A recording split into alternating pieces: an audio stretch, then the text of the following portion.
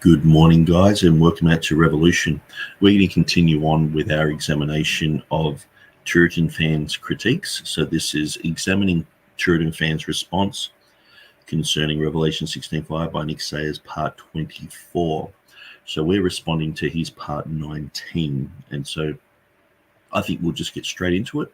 We left off at about the 10-minute mark yesterday, so I want to try and catch up to where he is at, so that way I'm responding sort of in real time rather than weeks behind. And so I'm trying to catch up with these videos. So let's go through this and let's see what TurretinFan's got to say.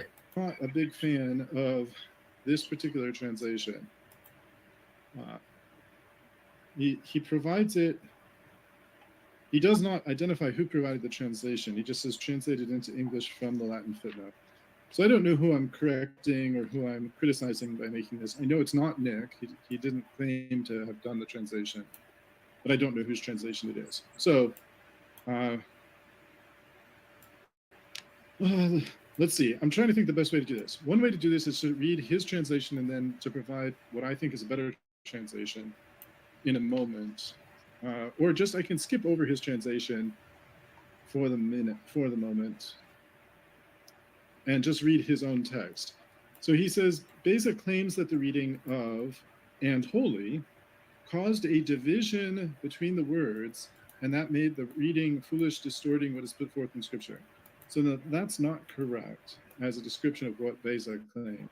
Okay, so I want to try and find out exactly where he's at in my book, so I'm just going to try and find that page.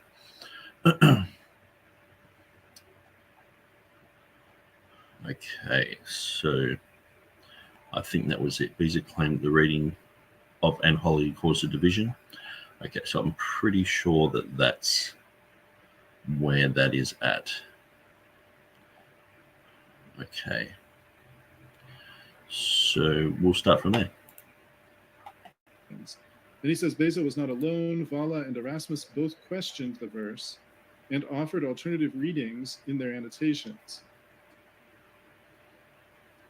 So he doesn't provide any source on this idea that Valla provided some alternative reading in their annotations. And he mentions... Well, all you have to do is look up Valla, Revelation 16:5, and he has a note there saying that the Holy, it was talking about the Father, the Son, and the Holy Spirit. So that was his take on it. But he believed that it needed to be substituted. And so this is where Erasmus was talking about the Oikomenos. He believed it needed to be substituted. Erasmus, I think he may have mentioned what Erasmus proposed, but Erasmus proposed to the Oikomenos, not Esomenos. And I don't recall if Valla proposed anything. Well, maybe we'll... But the issue is, and I think TurretinFan would agree with this, is that they were offering a substitution. They weren't just saying the one which was and is to come and holy. They were saying that the holy needed to be replaced. So that's the whole thing. They were recognizing that was substitutionary, that the word holy was put there either as an error or either as an indicator to a different word, to a nomen sacrum. We'll come back to that another time. For now, we'll just say the foolish and divisional reading is demonstrated in English versions. This is what Nick says. He puts foolish and divisional in italics. And then he quotes, and that were holy from the Wycliffe, 1395, which isn't even from Greek, it's just from the Vulgate, Latin. And then in 1526, Tyndale, thou art righteous and holy. 1535, thou art righteous and holy. 1557, which wast and holy. 1568, thou art righteous and holy. Then he says, so as we can see, early English translators were very perplexed as to how to fit Kai Osius into their versions. So a quick pause. Obviously, if it's not obvious, just you should know, Wycliffe didn't translate from Greek, so this wasn't something that perplexed Wycliffe. And I'm not sure it perplexed the other translators. Well, one of the issues is some people believe that Wycliffe actually did translate from Greek, and that a lot of his Bibles were amended to the point where they were corrupted. And so, well, there is one theory that Wycliffe did utilize Greek manuscripts, and that he not printed, but he had his handwritten editions. And so what the Roman Catholics did in order to align his edition with the Vulgate, they amended a lot of verses. And so that's where sometimes I'm reluctant to just say it's Latin because I don't have much evidence for that, but I do believe that it is a possibility that Wycliffe did use Greek manuscripts, because a lot of the Wycliffe manuscripts have the type of Roman Catholic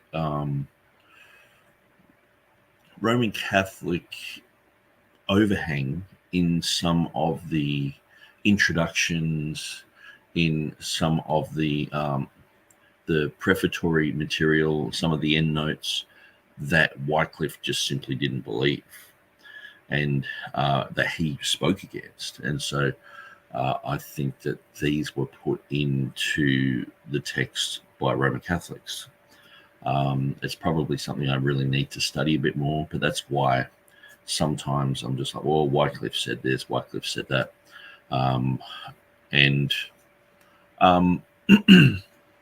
I guess, if you follow my material, TurretinFan's been going through my material for some time. He would know that I do often have an alternative to some things, but I'm just not absolutely sure. And I don't think anyone's actually sure on some things. And so just because someone's not sure, not certain, like say the age of Vaticanus or Sinaiticus. Now, scholars will debate whether it's 4th century, 6th century, 9th century, 10th. Some say it's Sinaiticus is a forgery, at 1839 writing. It's a manuscript from that age, and so as far as I'm concerned, having an alternative view, sometimes what can happen is you can have an alternative view that goes against everyone else's guess, and you're considered kooky, which is sort of, there's a lot of speculation with the dating of manuscripts. And so I find that sometimes you can get sort of bullied and pushed into a corner where it's like, you have admit that this manuscript's this old. And it's like, well, I don't know. I don't know that that's an old manuscript. I haven't studied paleography. I don't know how to date manuscripts, but as far as I can tell, even the experts are flummoxed by certain dates and certain concepts being very early, and I think people want to push certain manuscripts in that direction. We saw this with even just recently with Dan Wallace with his debate with Bart Ehrman, like a 1st century manuscript of Mark and all this sort of stuff, which was so embarrassing for Christianity, really. I mean, Bart Ehrman's just rolling his eyes going, I think atheists just had a field day with that. And so I think, he's guessing that way. I think it was 2 or 3 centuries earlier, where if I guess something 2 or 3 centuries later, it's seen as heretical. And I think, and like I mentioned yesterday, someone like Nehemiah Jordan, he's on the academy now. He's part of the academy now. Dating certain inks in Vaticanus. Oh, so he's good now. And once you're accepted by the academy, you're good. If you are not accepted by the academy, all of your conclusions are Area 51 alien conspiracy nuttery, JFK magic bullet rubbish, and so I tend to try and overlook all of those things, and so, because some people in the academy do say some good things, some people outside of the academy, like say Nehemiah Jordan, I'm pretty sure that's his name. He, like, I had a little snippet in my book that he made, and I didn't really know the guy, and so he was basically agreeing with what Scott Jones had discovered in, like the year 2000, and he'd had a 2001 article on the name of Jehovah. And Scott Jones probably knew that for quite a long time. And if you actually just read, if you're well read, and you read Calvin and you read through the early writers in the Reformation on the names of God, you will come to that similar conclusion. So anyway, I just thought I'd throw that in there. But righteous and holy is what's in 1526, 1535, and 1568. The only one that's not like that is the Geneva 1557, but that one just shifts back to thou art just, which art and which wast, and holy, because thou hast judged these things, which follows the word order of the Greek a little bit more. It doesn't seem to express any kind of perplexion about how to fit that into the version. According to, and we'll come back to what, maybe, I don't know if we want to come back or not. I think we'll have to come back to this in a minute, because I think Nick has fundamentally misunderstood what Beza was saying about this. No, I haven't. Basically, what I'm showing is that Beza, in his footnote, he says the usual publication is Kaiho Osios, which shows a division. Okay. Contrary to the whole phrase, which is foolish, distorting what is put forth in Scripture.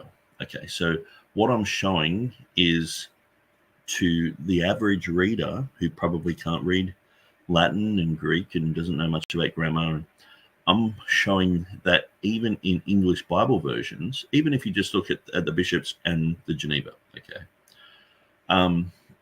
which art and wast and holy, okay, and here you have which art and wast thou art righteous and holy. It's quite strange. Thou art righteous and holy, or it has Lord, which art and wast thou art righteous and holy, which art and wast thou art righteous and holy.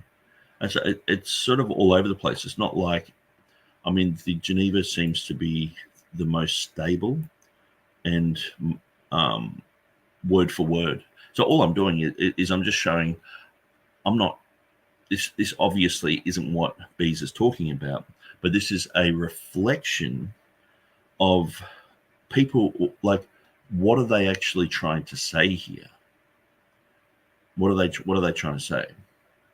So if you just read through this verse and try and understand it, just art thou, Lord, that art and that were holy. Okay, so that's a white cliff. He doesn't want to deal with that, so that's fine.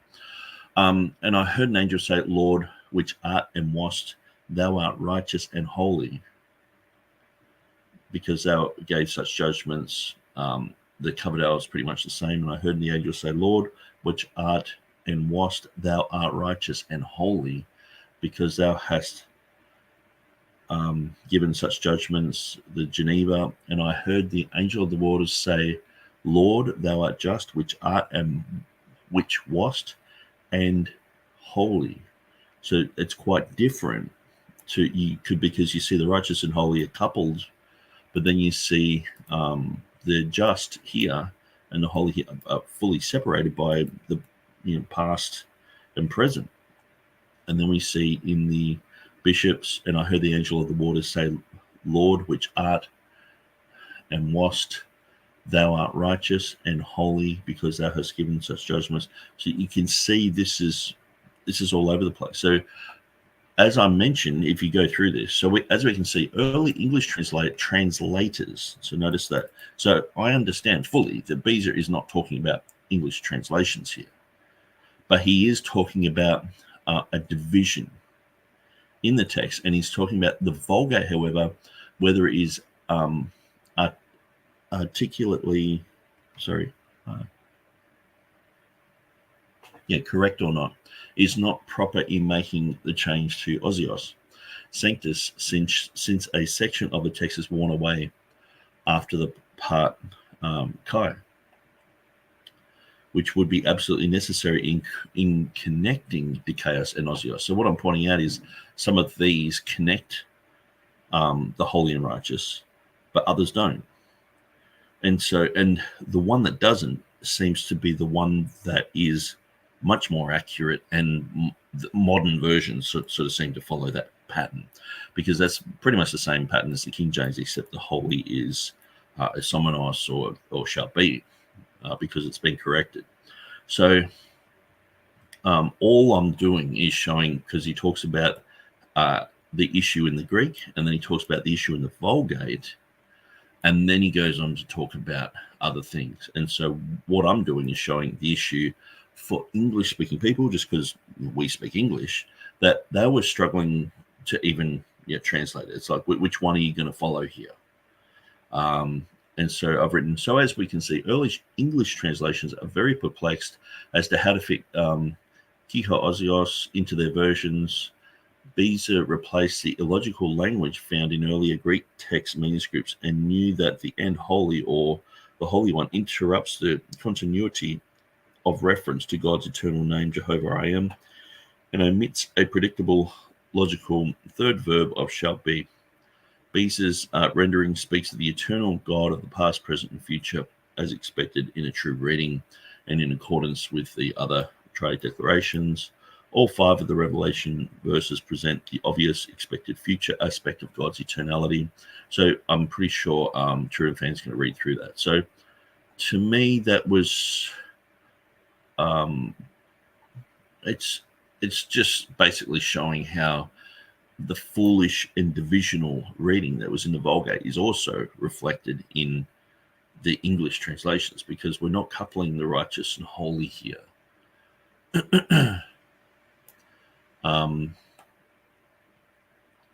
And here we have, like in the Vulgate, just thou art, Lord, that art and that were holy. So it's similar to the Geneva and the King James. And so anyway, let's move on. Divisional or foolish reading. So Beza has replaced the illogical language found in earlier Greek texts and manuscript, or texts/manuscripts, and knew that and holy, or the Holy One, interrupts the continuity of reference to God's eternal name of Jehovah/I am, and omits a predictable logical third verb of shalt be. So again, that's not quite what, it's not far from what Beza said. We'll come back to that again. Beza's rendering speaks of the eternal God of the past, present, and future as expected of a true reading, and in accord with Revelation 1:4, 8, and 11:17. All 5 of the Revelation verses present the obvious expected future aspect of God's eternality. The I am is the shall be. Beza claims that the reading of holy was distorting what is put forth in Scripture. Well, we'll come back to that question in a minute. He says Beza was well aware of the manuscript evidence and said, and then he provides this quotation, which I'm not a fan of this Latin translation he's offering, and I don't know who provided it, and so I don't know who I'm criticizing. Well, this was actually on Thomas Holland's article on Revelation 16:5. So he wrote quite a few articles defending the King James. I think it was in the year 2000. So I'm pretty sure that this is where it comes from. So whether he did that or he got that from somewhere else, it could be some, Erica Rummel or someone who is involved in that type of, translating Reformation era. Or Erica Rummel usually does Erasmus stuff. So I'm not sure who did that.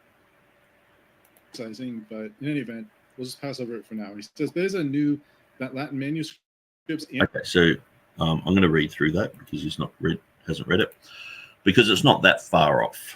the main issue that it's been retranslated was basically the retranslation points out that the manuscript that Beza had was one of the main things that he was talking about here, where people have read into that he was saying he just changed it because of a conjecture limitation. No, he was saying he clearly had a manuscript. Okay, so when I said Beza was well aware of the manuscript evidence, so you got to understand this is before that was translated.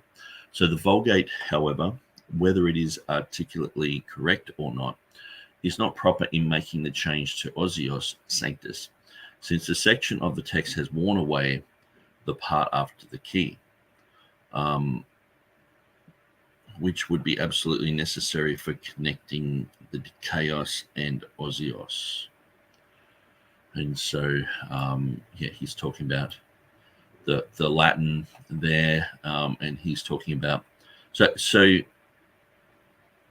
And also at the beginning of what he says the usual publication is KJVO Osios. So he understands the issue, because a lot of people are sort of like just think that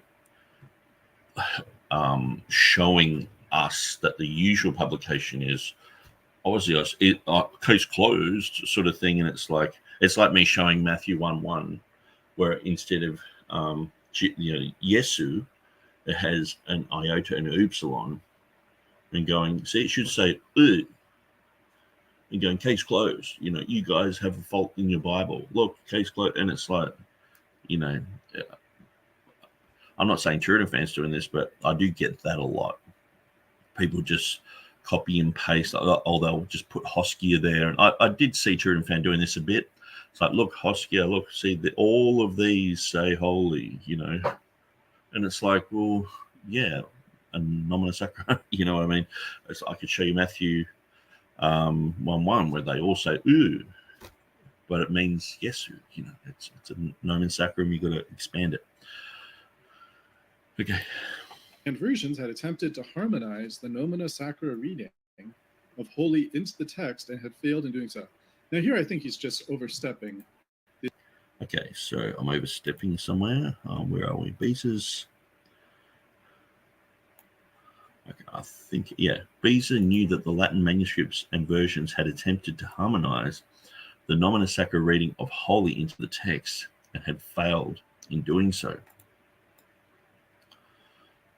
And so, I'm speculating with that, but which I'm absolutely convinced of my position.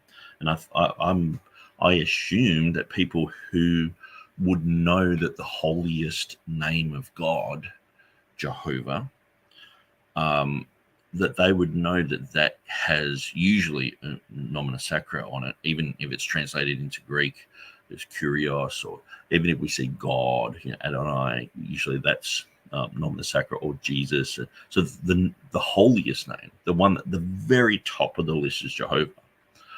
And so understanding how the Old Testament treats that, Old Testament versions treat that, understanding it's the first ever nomina sacra, to me, it's like you have to sort of prove to me that Jehovah wouldn't be turned into a nomina sacra. You know what I mean? And I guess in a way, we should actually all be surprised that the Trident declarations elsewhere are not abbreviated somehow. And perhaps this is why Revelation, I think it's 4:8 and 11:17, was specifically in the Greek 11:17. I believe it's been tampered with. It doesn't even have a substitution there. It just has it missing the final form. It's like, it's a name. It's like, Joseph Will Smith, it's like, and then we've just got Joseph Will, and it's like, is this Mr. Smith, or is it, it's just confusion. But, we see these type of things with the critical text, the hardest reading's the best. And so TurretinFan was saying, sometimes to harmonize things is wrong. And, if you see like 1 + 1 = 2, but you find a manuscript with 1 + 1 = 3, and that gets just, copied and copied and copied. Well, 1 + 1 does equal 3, I guess, and so,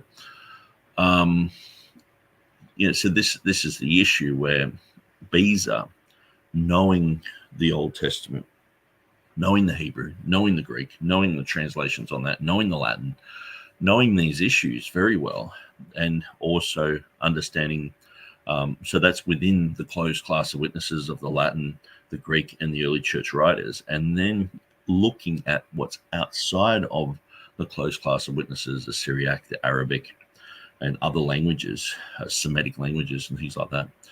He was able to understand what was happening here and see certain patterns and understanding the name of Jehovah like he did.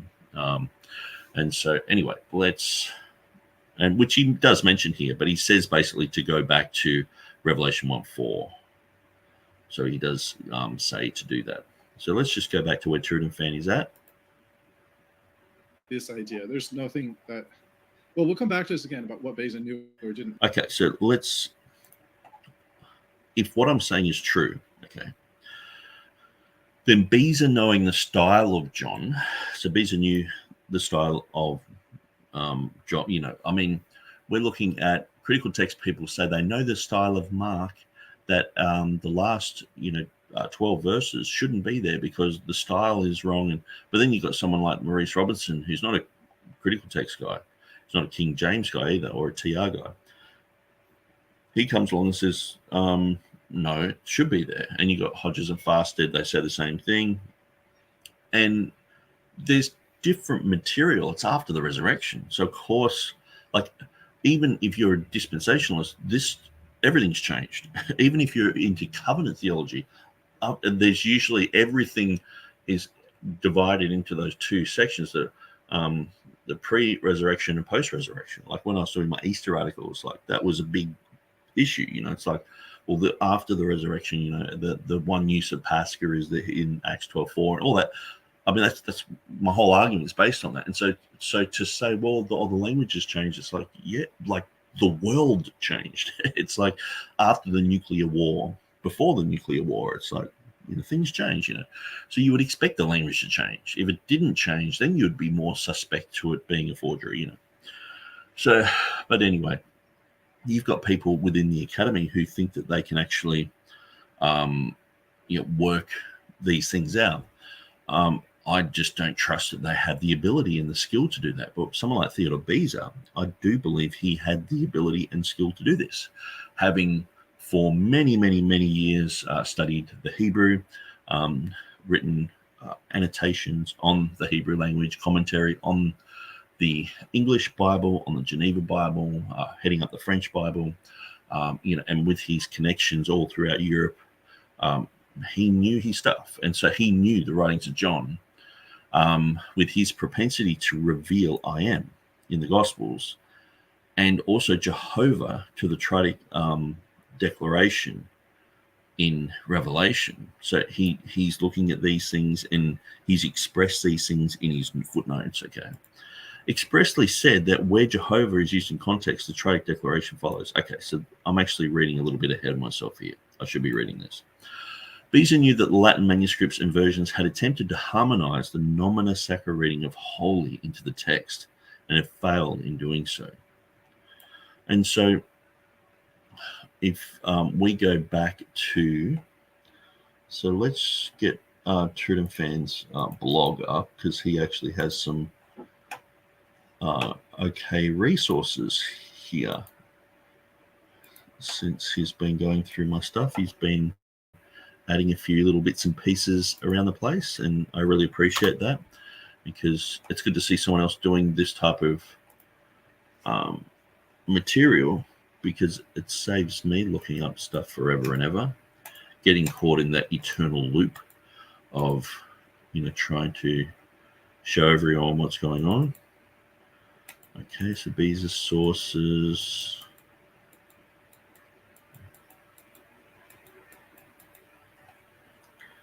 Beza Plato shall be.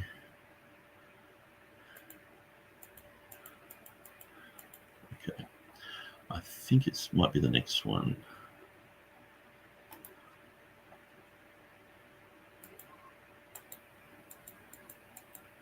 Yeah, here. Okay, so I'm just going to enlarge in that.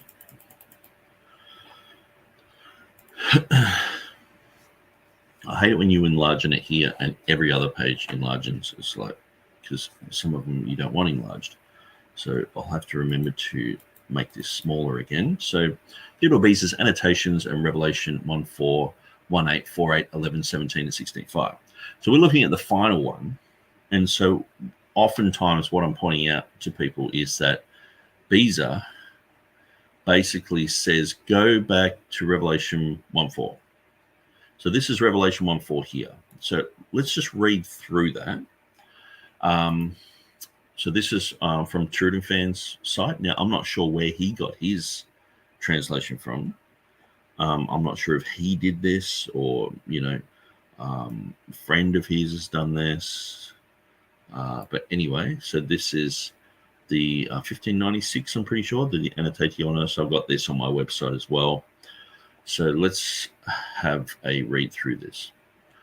From the one who is, etc., and so on, apo to ho on, and so on. Let no one be surprised that the construction is irregular.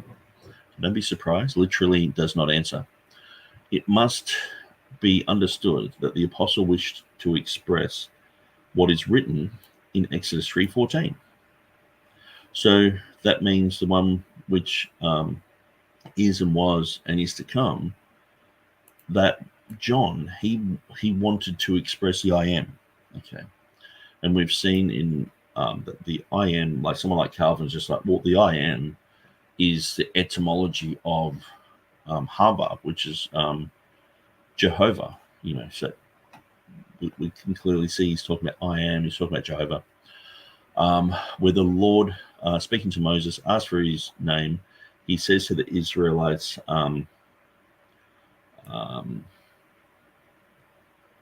Aya,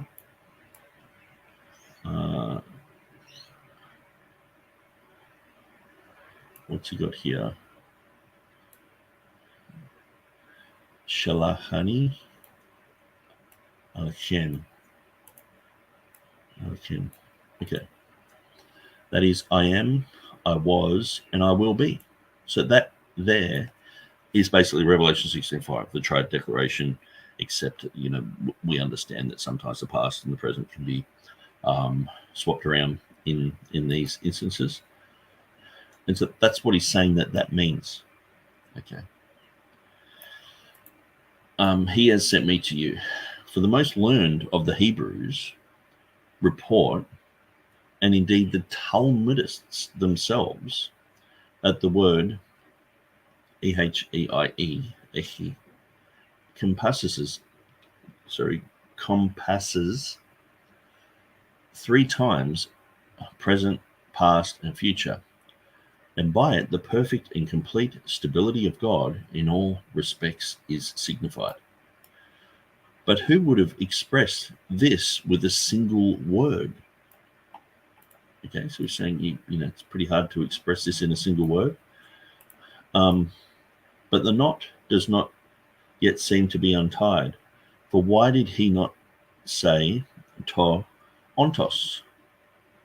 I answered John.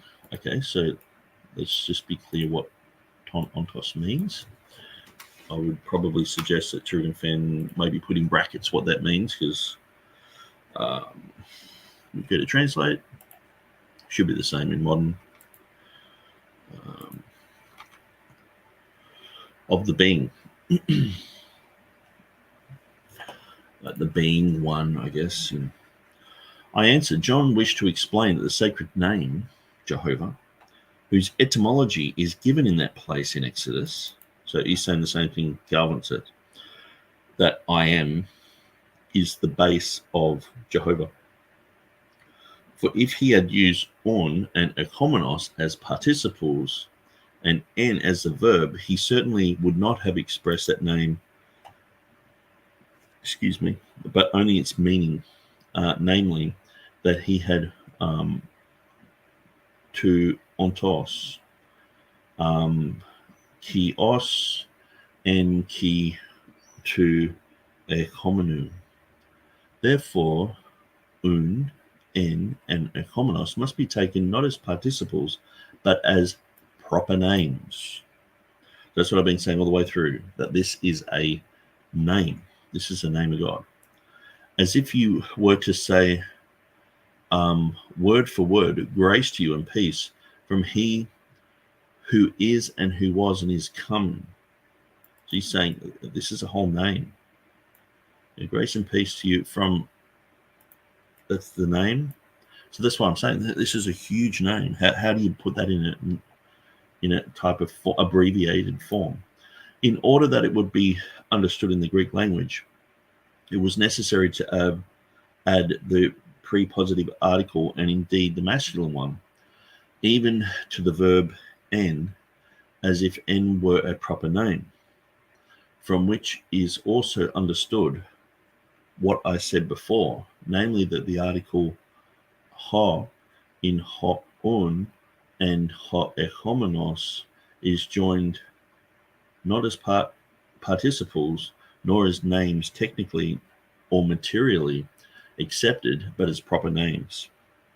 There still remains one scruple, for when proper names are also inflected, why did he not say to ontos, kai os, ein kai to esomenu? Surely John also had in mind that among the Hebrews the name Jehovah is always uniform. Therefore, the subjacent points change, which are indeed not proper to the name itself, but are derived from elsewhere. And therefore John did not even wish to inflect the article, as if it too were part of a proper name. For if he had written to ontos or to asomenu, they would have seemed like participles, not names. And so he's got a very good point here. He's just pointing out the inflections at the end of the Greek. They point to being participles. And so he's clearly saying that by having os on the end, it is clearly pointing to that these are, it's a name. It's not divided up in its usual grammatical inflection. And if they had to n, the article would have seemed of neutered gender, as if to n were materially, as they say, understood. It remains for us to note that or n is better understood as was rather than has been, so that perpetuity may be declared united with eternity, that is, which has not had a beginning and is foreign to all interruption, as we said in John 1:1. And the one who is to come, kaiho ekomenos, so there looks like there's a bit of a grammatical thing there. I'm not sure. It can be hard to find these. Now, if TurretinFan really wants to find, some of these places, the best place is Wikipedia, Greek alphabet. Whenever I'm doing any type of Greek work and copying and pasting things, oftentimes, the accents, the rough breathing, smooth breathing, the breathing marks, they get thrown all over the place. And so if you actually go down to the bottom of this page, they have a very good list of extended Greek letters. And so you've got things with the circumflex, things with the smooth breathing, rough breathing, accent marks.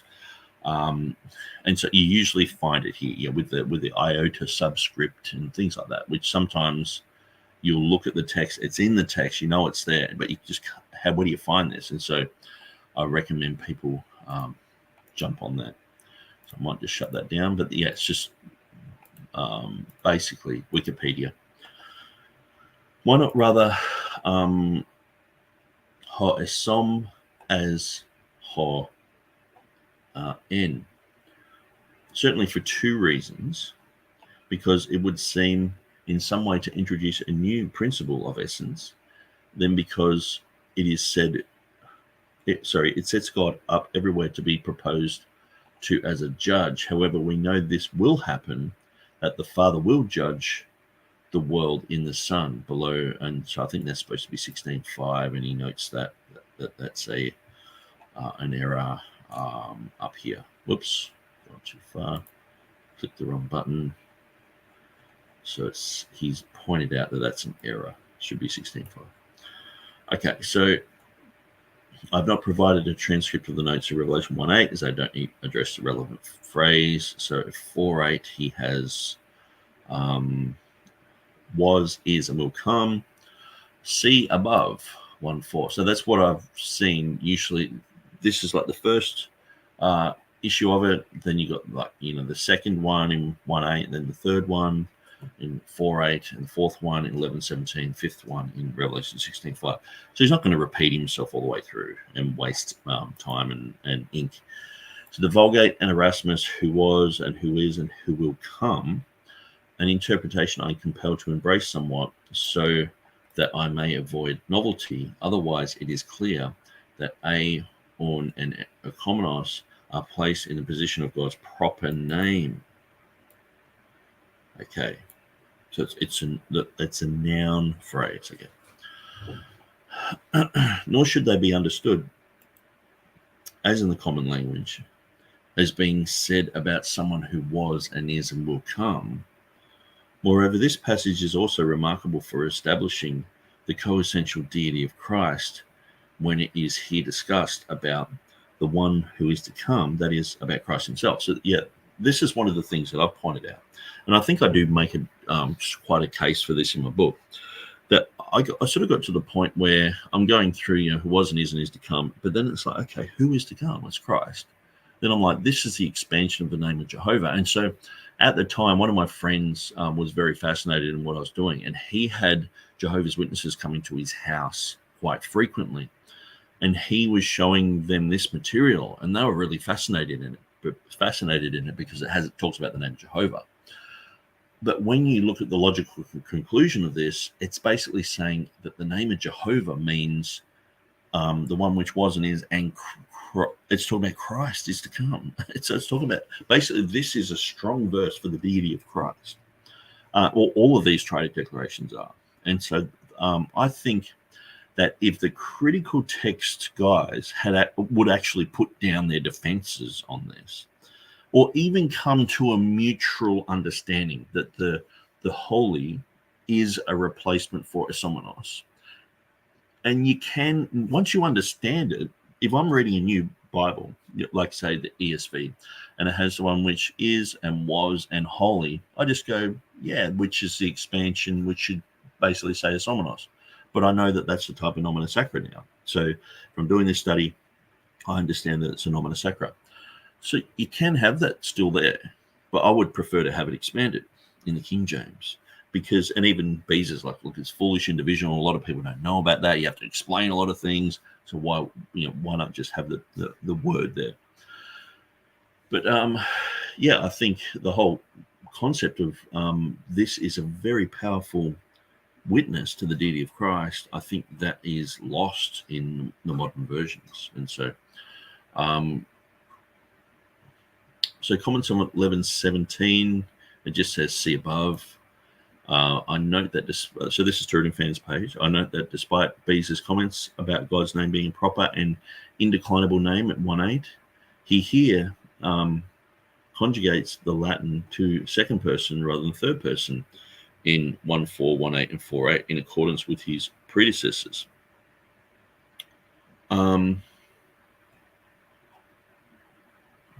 Okay. Well, I don't think that's a huge issue, and understanding the chiastic structure that is, if you go to my website, Revelation 16:5, let's have a look. So, we see this chiastic structure of the all the 5 trade declarations. So we see in English, here they are, but we see that with the tenses, we see present tense, past tense, and future tense for the first 2. The middle one has the past, present, and future, and then the last 2 have the same as the first 2. So this is the chiastic structure there. So I think that was probably in mind with Theodore Beza. So so finally, Revelation 16:5. So that's what we're reading at the moment. Okay. So I'll keep that page open, and we'll use it whenever we come to a bit where TurretinFan's saying I don't agree with the reading that's in my book.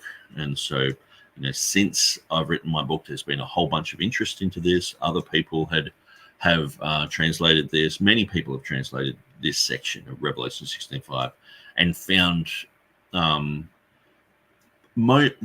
vast majority of it is, well, everything that's been that's happened since the retranslation of this has worked in my favor, because it's basically proven that Theodore Beza did say he had an ancient manuscript of good report, a faithful Greek manuscript, and that's where he got the reading of Somenos from. So, okay, let's continue. No, but trying to harmonize the reading of the text, no, it just looks like they're literally translating what's in the Greek. But there is a problem in the Latin Vulgate, which we'll come to in a minute. It's not this issue of harmonizing it in. The Vulgate connected righteous with holy, okay, but Beza knew that the necessary reading after the Chi needed to be there. So I think Nick's confused. I think they're confused a few things. He says the Vulgate was much like P47, which included the and before holy.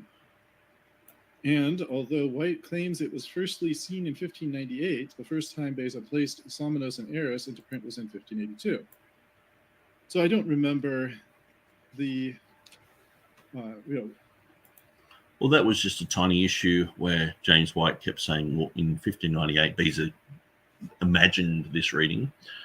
Where I was like, well, it's actually 1582. And putting it in its correct chronological range helps to understand, who was involved with this type of thing, because Tremellius, he had only just passed away. Now, I don't think this was something that Theodore Beza just came up with, even in 1582. And especially, everyone would have been reading Erasmus, and he has in his Annotationis at Revelation 16:5, so he has the echomenos there, not esomenos, but he was saying it should be substituted with is to come, as Elijah Hutter later did in his 1599. And so, anyway. The specific claim that was made in Dr. White's book, but if he at one point did say it was first appeared in 1598, then that was clearly a mistake, because it was there in 1582. Beza was... And so, I guess, all the way through this, I'm trying to point out as many mistakes as I can in James White's arguments. I'm pointing that out as well. But I'm also, there is a reason to, because, you can, and I'm sure TurretinFan's done this as well, because he's probably seen that someone like Wettstein said that this reading came from Piscator. And so even Jan Kranz has picked this up and gone, well, I don't think he's right. And I don't think he's right either. I think it came from Beza. But I've often thought, well, maybe Piscator was working on Beza's team, because Beza had a team of scholars working with him. And if you actually go to the beginning of, say, even like the 1598 or any of the editions of Beza and read the introduction, you see a whole bunch of names mentioned. And I've often thought of going through and looking at these guys and what they're saying. And so, but I think really this came from that ancient manuscript. Now, I think that Theodore Beza was like Erasmus. He wasn't going to amend the text unless he had a Greek manuscript. Now, there is an anecdote about Erasmus that he was just translating, or he was translating the Latin, but he was amending the Greek text according to the Latin. That's what they say. Now, there was one spot at the end of Revelation where he said he amended a few words. A few to me would be like, 3 or 4 words, And he said because he spotted homoioteuton, which is a similar ending. So you have the word book there many times at the end, last chapter of Book of Revelation, you have the word book there. So some people could skip a line, some people could add something in or whatever. So he spotted a mistake, and so he fixed it, and he said he amended it according to the Latin. But then he said in his annotations that the guys should correct it according to the Aldine edition. So that hadn't been printed yet, but the Aldine guys, they had many more manuscripts. And so Aldus Manutius was like the main guy for Greek in Europe. And so Erasmus lived with him for a long period of time and was his proofreader in Venice when he was in Italy for 3 years. And so he knew this guy. Erasmus became the main guy at his Byzantine school. So this is filled with Greek scholars, not tryhards. These were native Greeks scholars in the Byzantine school. And so understanding, I've rabbit trailed so far, I can't remember what I was originally trying to say. Where am I? Don't you hate that? Now, it'll come to me. Let's just let TurretinFan continue. He says Beza well knew the usual public. I'll rewind it. Beza was, he says Beza well knew the usual publication is Kai ho Isomenos, and that both Greek and Latin manuscripts had Hosios and Sanctus. Beza clearly notes that he used Isomenos because of the connection to the reading of Jehovah. And then there's a quotation, again, a Latin translation. We'll come back to what Beza actually said. Okay, so so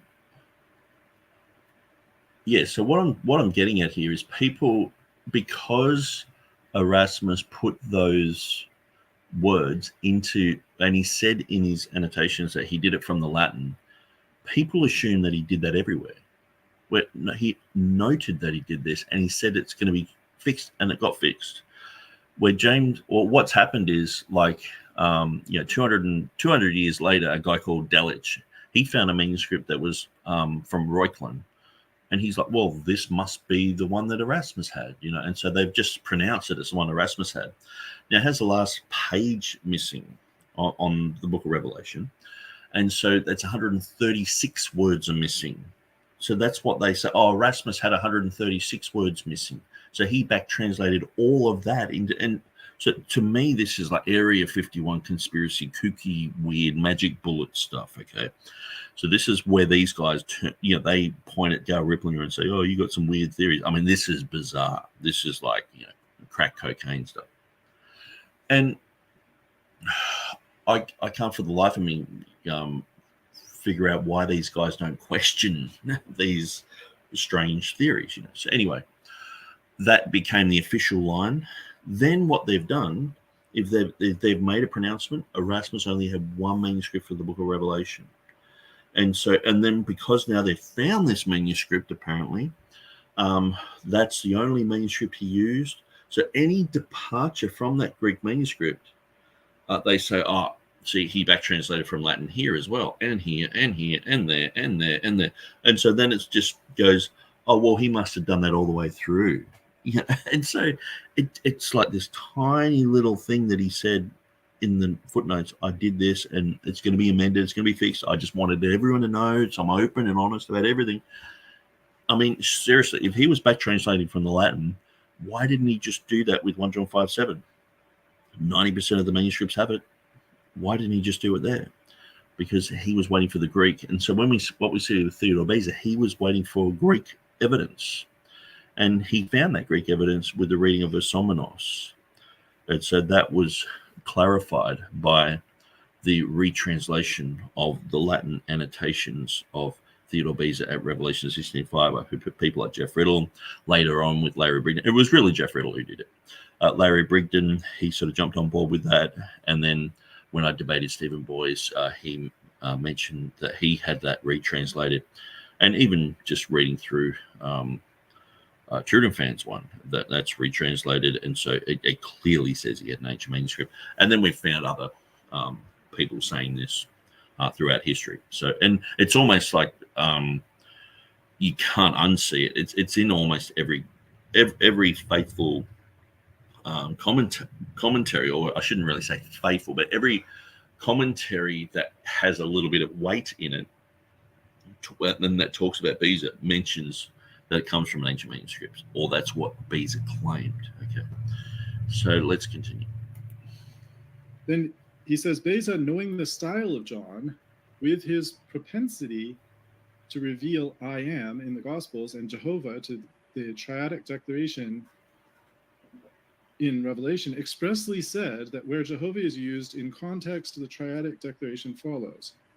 Now, I don't think that's quite what Beza said, but we'll continue on. Okay, so let's look at TurretinFan's translation of that, and let's see if that's what he's saying. Okay, so it says here, but when John, in all other places where he explains the name of Jehovah, as we've said in 1:4. So what did 1:4 say? Okay, so that's why I've always pointed everyone back to 1:4, because he says, as I've said, so he says clearly,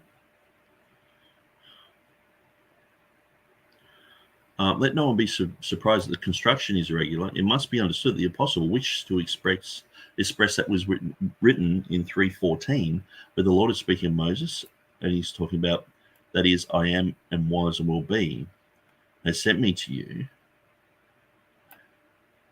And then he's saying, he talks about a few things, and he says, John wished to express the sacred name of Jehovah. Okay. Which is very clear in 1:4. So let's go back down to here. But when John, in all other places where he explains the name of Jehovah, as we've said above, so whenever these triadic declarations appear, usually adds the third part of it. Okay, the future tense, the future part of that, namely K ho okomenos. So usually adds it there.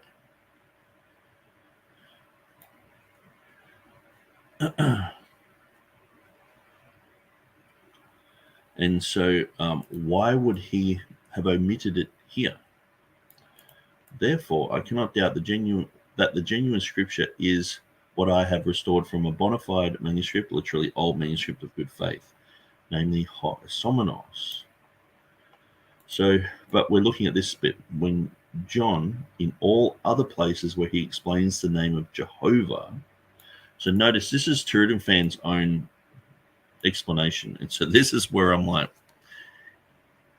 he doesn't have a note here saying you got this from somewhere.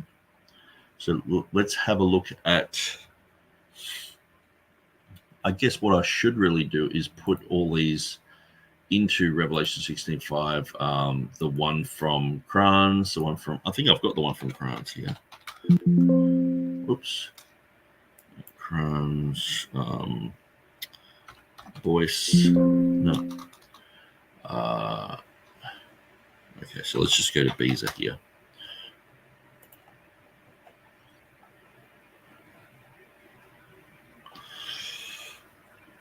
So as far as I know, it says, but with John there remains a completeness where the name Jehovah is used.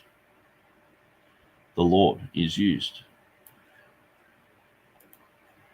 And so that's vastly different from, but when John, in all other places where he explains the name of Jehovah,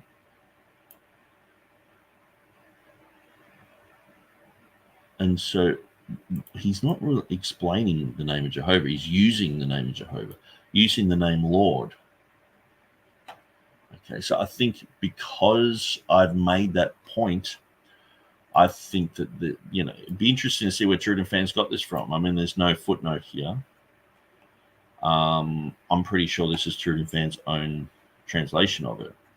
But so this is where say even with Jan Kranz, I've pointed out where he has a presupposition and he translates things according to presupposition. So anyway, I don't care if it backs up my presuppositions or not. I just want the truth. I want the facts. I don't care whether it throws my theory out of the water or whatever. I just want it translated properly. As far as I can tell, when I've gone through my first edition, which probably came from Thomas Holland, when I've gone through, or even Jeff Riddle, Revelation 16:5, Beezer. Maybe this is the one that he's translated. Now let's have a look at the Pure Bible Forum as well. Yeah, and KJV today has it there. I'm pretty sure they just copied the same over from Thomas Holland. Okay, so let's get all the Beezer ones up.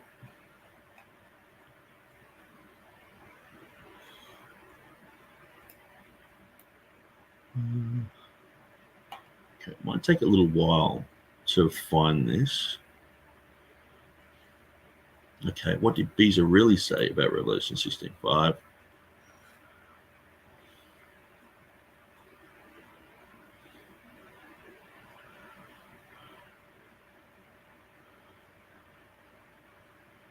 Okay, so he's got some translation notes there. So he's talking about one section of that, the bona fide ancient manuscript.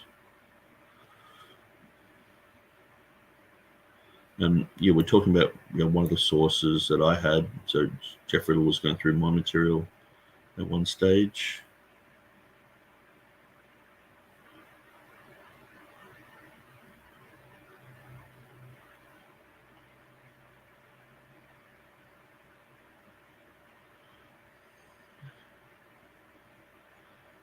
Yeah, and anyway, I can't find that original retranslation, but I do know that Jeff Riddle retranslated it, or he has here. Therefore, I'm not able to doubt that the true reading, he's restored it from a manuscript handwritten Codex of Good Faith, truly hot as Somenos. So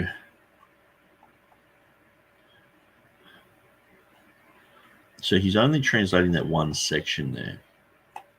But when we go to Jan Kranz, and so actually I might use the same search. Jan Kranz.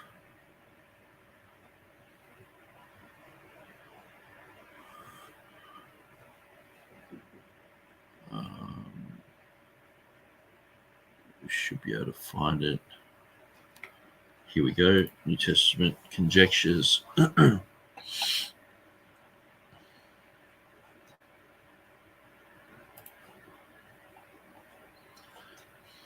Okay.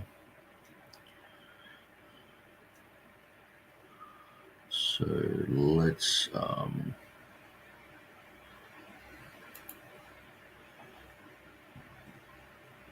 this up.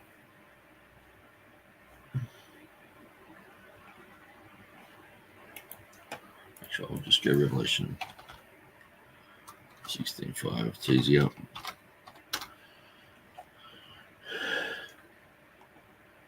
Beezer, substitution. Okay. Now, here's the citation, and then he has a translation in 2019. So this is after I wrote the book. So if we grab that and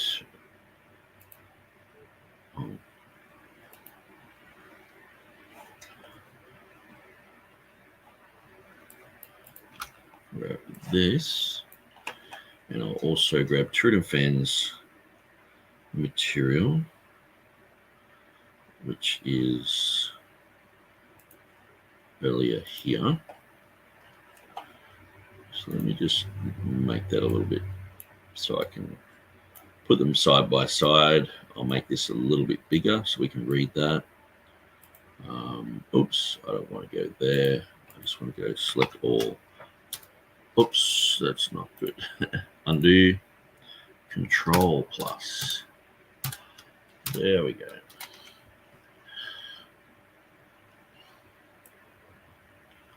So we can see this is Jan Kranz and this is TurretinFan. Okay. So the section that we're looking at is here.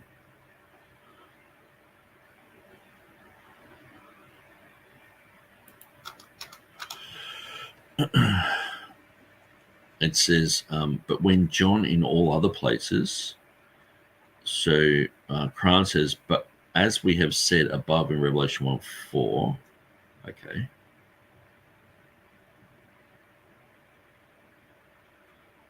At all other places where he extends the name of Jehovah.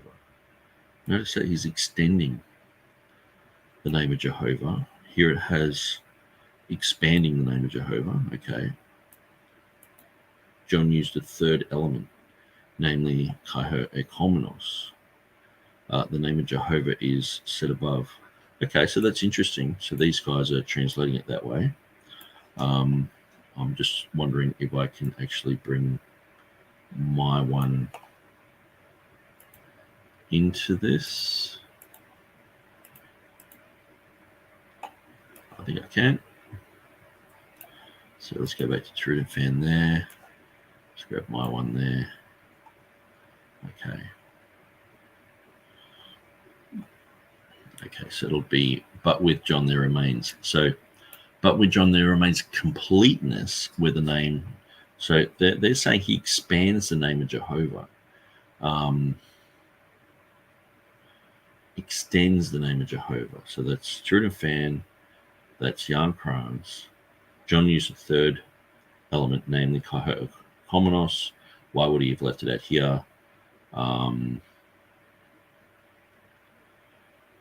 As we've said above, 1:4 usually as a third, namely Ekomenos. Why would he have omitted that here? So here it has, but with John there remains a completeness with the name of Jehovah, the Lord is used. Just as we have said before, he always uses the three closely together. Therefore, it is certainly Kaiho Ekomenos. Okay, so it's interesting looking at all these. I guess probably the only, what I really need to do is put all of these into a document with the original Latin above it and put these underneath where it's relevant. And that way, these type of sections can be looked at. But yeah, it's very interesting. And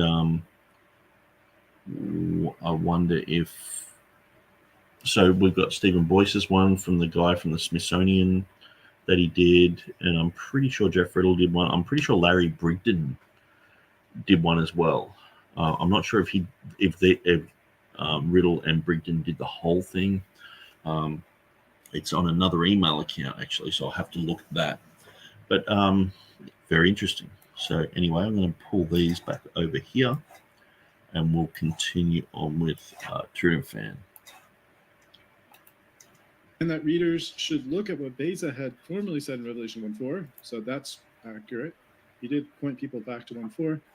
So it's Revelation 16:5 in Beza's footnotes, meaning his annotations in 1582, 1588, and 1598 Greek and Latin New Testament, and also in 1594 annotations. They all clearly point to the preceding footnote in Revelation 1:4. I think that's accurate. I didn't check the 15. I didn't necessarily check all of those just to confirm, but yeah. I doubt, this is Nick, I doubt James White has even bothered to read the rest of the footnote in Revelation 16:5 beyond his soundbite, and thus didn't follow Beza's recommendation to go to Revelation 4, where he had the information about the triadic declaration. And the link to the sacred names, Jehovah and I mean, Diana. it was pretty clear that James White didn't do that. And so that's why, because when I started this, I've sort of started from, okay, let's get James White's book. Let's expand on what he's talking about. Okay, he's mentioning Theodore Beza. Let's read through Beza. And so I'm going through that and going, okay, well, Beza says this. What's before that? What's after that? And then I'm like, oh, well, why didn't he go to Revelation 1:4? He's talking about something. And it's like, oh, there's a pattern of these triadic declarations. And okay. And then that whole thing just started to expand. And so that's why I'm like, well, James White obviously didn't do that, because if he did that, he would have come to some similar conclusions that I did, that there's a triadic declaration there, but he didn't even know about it. And the thing is, too, when I'm talking to James White initially, he was saying this, I'm just kooky and I'm saying stupid things and, this guy's just desperate and all this sort of stuff. And it's like, well, what from reading a little bit further than you did? Okay. Now, TurretinFan, he's done on his site, he's gone a little bit further with some things than I've gone. But I'm not going to go, well, that's crazy, that's this, that's that. I'm going to go through all that and I'm going to data mine that. You know what I mean? It's like I'm interested in this topic. I'm interested in the truth of this topic, not just my point of view getting pushed. And so usually more information just seems to solidify what's already been said. And so, yeah. Nor do I think White knew or understood the concepts Beza was saying here in the slightest. Well, yeah, absolutely. I mean, I know. See, what we've really got to do, and this is the shame that TurretinFan knows James White. I mean, just pretend his name's Bob Smith, and he's like from Ireland, and you don't know him, and he's making these claims, and you're like, well, obviously you didn't know this. TurretinFan all the way through is defending James White, no matter what he says. It's like he might go, oh, James White, he's probably a little bit on the error there. So he's either right or wrong. And so I'm like, nor do I think James White knew or understood the concepts of Beza, concepts Beza was saying here in the slightest. And not only is that true when I wrote my book, but even more so because in his book, King James Only Controversy, that I got right here, when he mentions the Revelation 16:5 thing, he basically just says that it says ex vetusto bonafide manuscripto codice restitui. He's saying that means that there was it was a conjectural emendation, where someone like Jeff Riddle's retranslated that and gone, actually, this means he was saying he had an ancient manuscript with that reading. And people like Wetstein, people like Piscator, many people have gone, that's what Beza said. So am I wrong, or should I be scoffed at for saying, nor do I think James White knew or understood the concepts Beza was saying here in the slightest? Absolutely, he had no idea what Beza was really saying about Jehovah, about the triadic declarations, and it's come out that there's even less that he knew, because in his book, the quotation that he says actually backs up our case that he had an ancient manuscript. James White, in his own book, in the Latin, if you read Latin, says that Beza had an ancient manuscript, but he doesn't translate it that way. He's like, as soon as that's said, he goes, Beza believed there was sufficient similarity between the Greek terms osios and asomonos. He goes off on this other tangent. Not that he had an ancient manuscript. And he harmonized, and then it says, but he had no manuscript evidence in support. It's in full italics there. He had no manuscript evidence in support of that. And it's like, yeah, that's exactly what he said, that he had manuscript evidence to support it. So not only, but even up to this point of my life, I was like, well, James White's obviously not looking at these things. He doesn't really understand the triadic declaration. He doesn't understand that it's a noun phrase. He doesn't understand it's a full expansion of the name of Jehovah, etc., etc. But let alone even that part of his book, I could write a whole another chapter on how James White said in the Latin that he had an ancient manuscript, but then said he didn't have an ancient manuscript. It's like, so nor do I think that White knew or understood the concepts that Beza was saying here in the slightest. Absolutely. And the more that we discover about these things, the more that we discover the illiteracy of James White on this topic. As mentioned earlier, although Daniel Wallace, okay, so he's going to go through that. Okay. I mean, well, let's just set that to the side, whether or not he understood it to the slightest. It really doesn't have any bearing on the truth of what's said here in Revelation 16:5, or whether Beza was right or wrong. As mentioned earlier, although Daniel Wallace is flawed on many levels concerning his understanding of textual criticism. Oh my goodness. Oh, I appreciate. I mean, even text critics question a lot of what Dan Wallace says. I mean, Dan Wallace, if you were just to go to someone like Maurice Robinson and say, okay, show us all the errors of Dan Wallace, he will gladly do that. Go to James Snap Jr. These guys are not King James guys. They're just in those arenas, and they're just sometimes just pointing out, oh, the king has no clothes here. You know, he said this wrong here. So they'll critique James White and Dan Wallace just like they critique me or you. And so they're going to go through things and they're going to say things. And at the end of the day, Dan Wallace, he is flawed. I mean, to me, anyone who follows a critical text they're already on the wrong camp.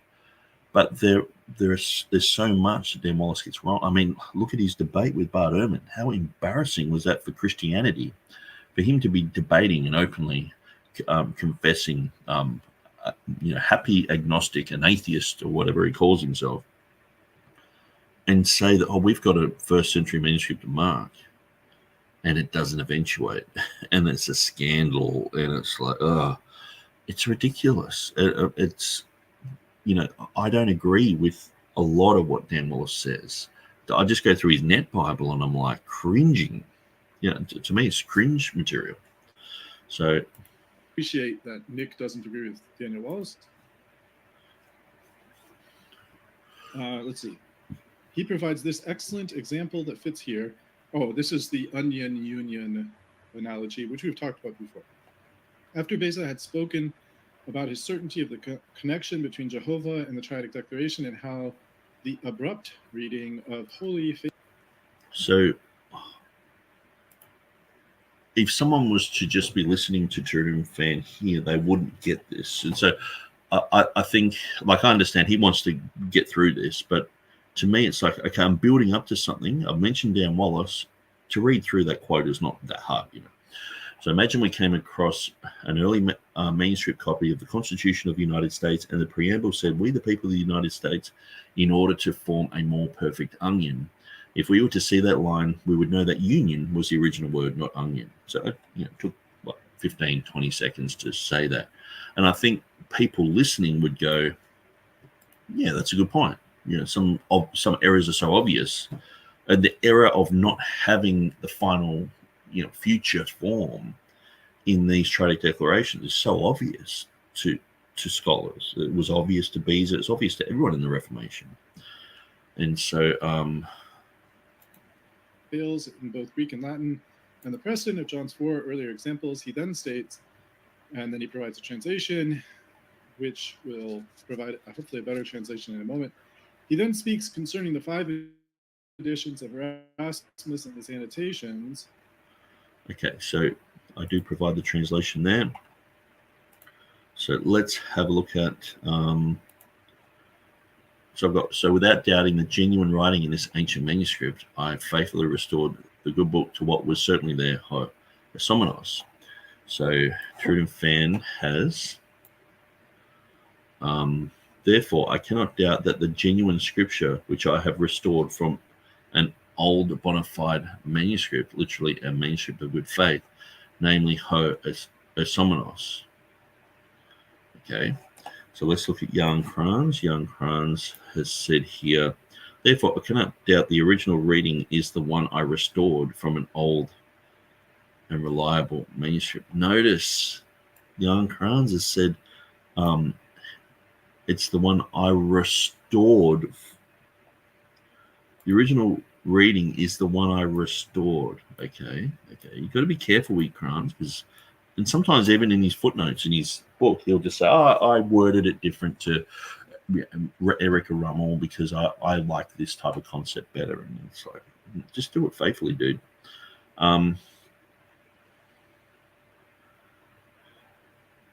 Okay. Therefore, I cannot doubt which I have. Okay. The original reading is the one I have restored. The genuine scripture is the one I have restored.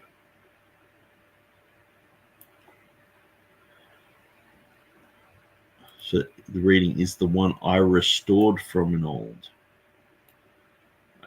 Okay, it's just the wording there just seems to be a little bit, because see, Jan Krantz has this concept that Henry Stephanus, the son of Robert Stephanus, who did the 1550, 1551, and had the numbering system in the Bible and all that, that his son Henry, who ended up printing all of Theodore Beza's work, he has this concept that Henry Stephanus collated a whole bunch of manuscripts when he was 18. And so in the critical text, they're like, he was 18. He was like, they make out he's like this pimply faced guy on his PlayStation, and Dad's gone, can you mow the lawns, Henry? He's like, okay, Dad. He's gone out and he's working for his dad, And I mean, Henry Stephanus is like,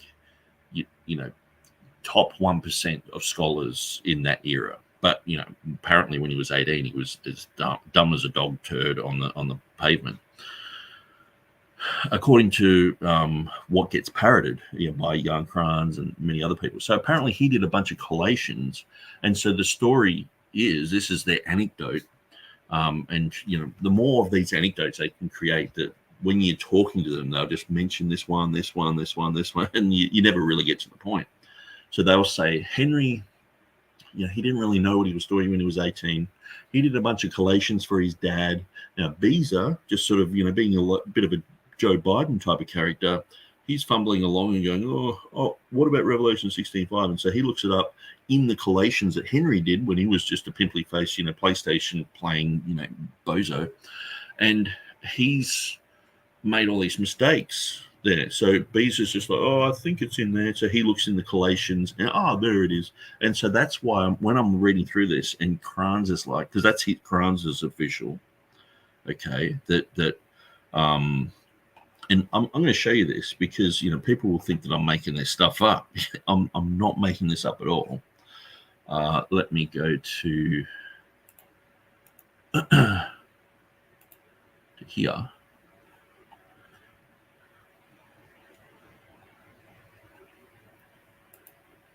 And his comments on this. Let me read through, because this is all that Jan Krantz says about Revelation 16:5. Now, we've had lots of chats online, and at first I was trying to be very friendly to Jan, but I sort of realized that he's not really that interested. he's got his theory. Okay, so Beza's hand copy, Ozios, is underlined, and someone else entered the margin. That's true. Or though Beza's annotation states the reading is introduced, and he mentions this, notice his translation is accurate from an old and reliable manuscript. James White in his book says that means he had no manuscript. That's what I'm saying. James White knows nothing about it. This should just be thrown in the rubbish. It's just ridiculous. He mentions that Latin there. He probably didn't even look it up. I think he was copying in that book. I prove. Let me just. I know I'm on rabbit trails all over the place here, but let me just prove that he was basically plagiarizing Edward Hills. So if we go to Luke chapter 2, verse 22, I can clearly show you where he just simply copied Hills and just added a little bit more fluff. So I have a little section on this.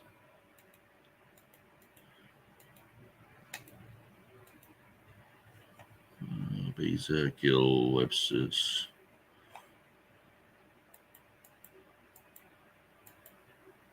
Yeah.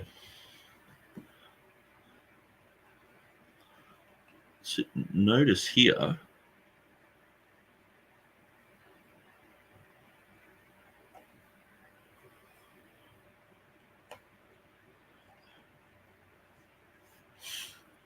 he has their purification. Stephanus, M, her purification, Beza, KJV, Complutensian, 76 of a few Greek minuscules. Okay.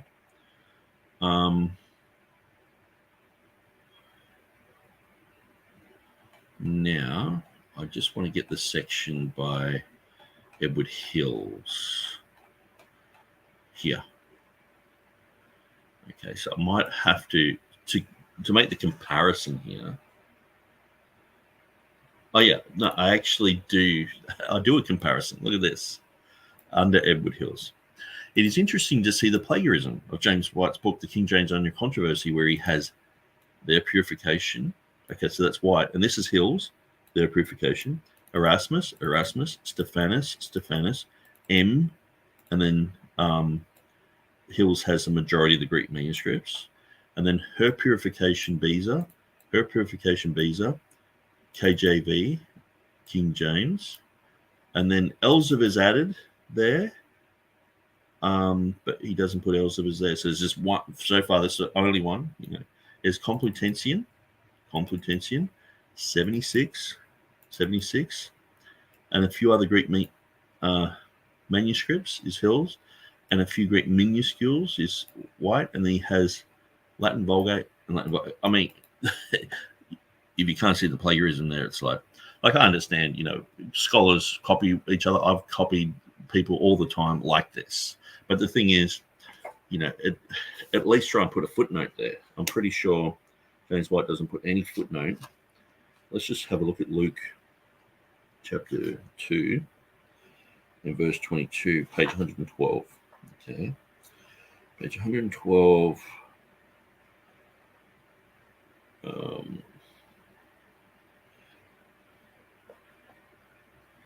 Okay. No, he just has a footnote to D.A. Waite.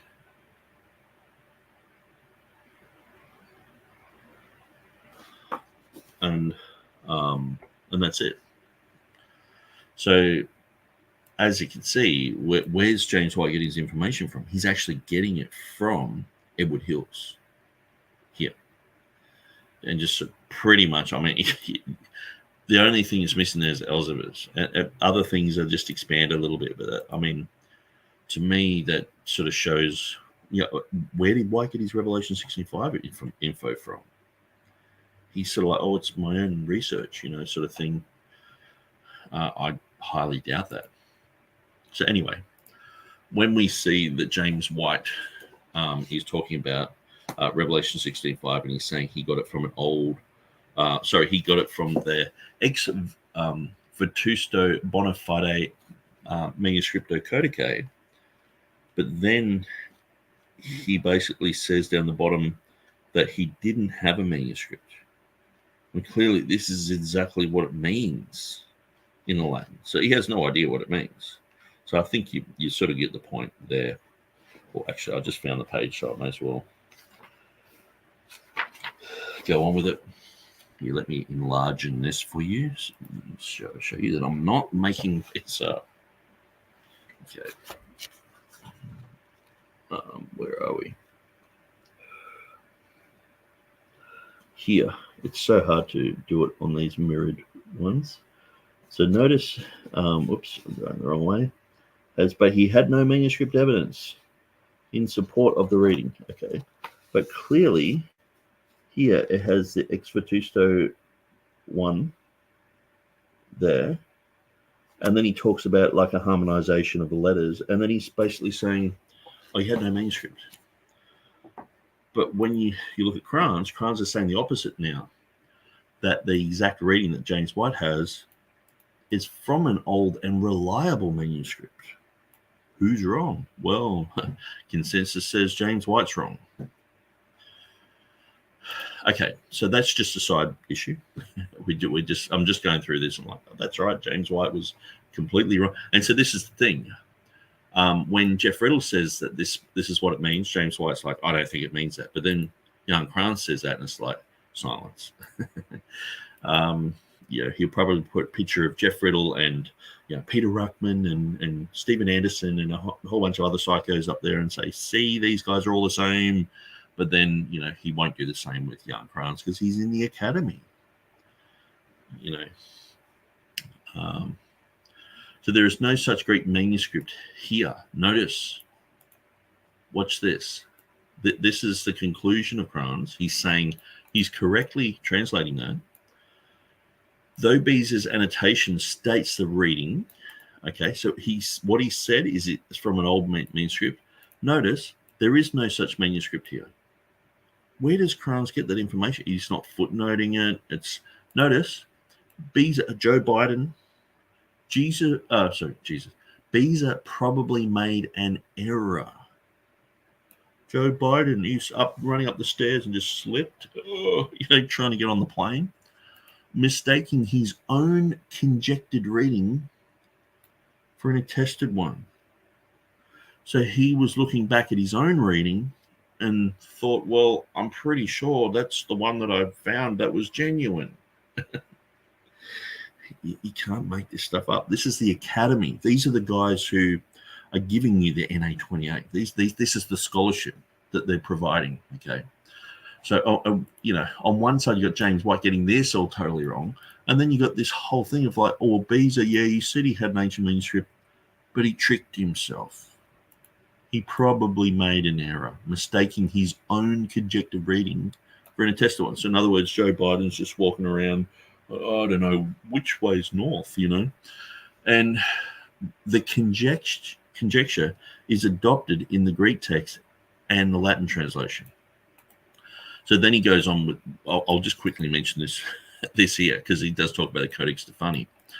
There is no versional evidence for the conjecture. What about the Ethiopic? What about Betis of Libana? What about Haemer Habostanensis? The Ethiopic simply omits Hoosios, at least in most manuscripts. Okay, so I'm not sure, he's not describing which Ethiopic ones have and don't have, and has only two elements.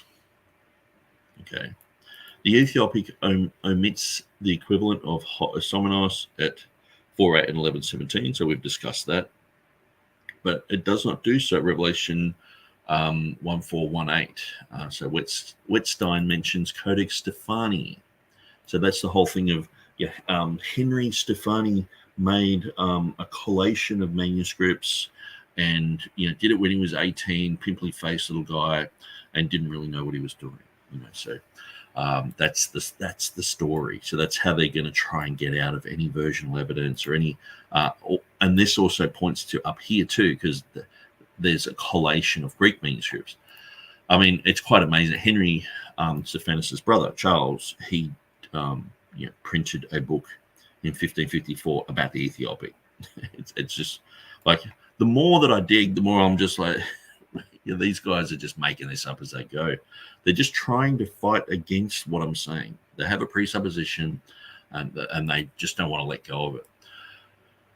It says, but this merely reflects his incorrect inference from Beza's annotation. So, this inference is followed by others such as Husch, for reference to Erasmus. See these. So anyway, okay, so he's saying Codex Stephani. Is that to do with the Ethiopic? Anyway, I've got to understand that a little bit more. But I did feel that was talking about the Henry Stephanus thing. But what I'll do is I'll grab my website, throw it up here. Now if we go to Stephani, okay, so there's 17 of these. Okay, so we've got Bengal. He says Robert Stephani margin. He's questioning that, so there's probably nothing in the margin. Henry Stephanus. because he does mention Parius, Piscator, and these other guys. So it's quite interesting. The guys I'm looking up. He's followed by Stephanus. Yes, so that's more accurate. Okay, so I'll just see if I can Henry Stephanus. Okay, let's go up here. Hoskia, Standard Texas Stevens. Down here is what we're looking at. Isaac Newton mentions the Osios in Stephanus, but Beza has the codex, the ancient codex, so he mentions that as well. Okay, we just went through that. Let's go down to the next section. Hosios, Stevens edition. Okay, and then we're looking at the actual editions. So I thought that I'd mentioned that. Okay, so maybe I need to type in Wettstein, sorry. Yeah. So Wettstein seems to think it goes back to Piscator, not Beza, it's false. Benkel.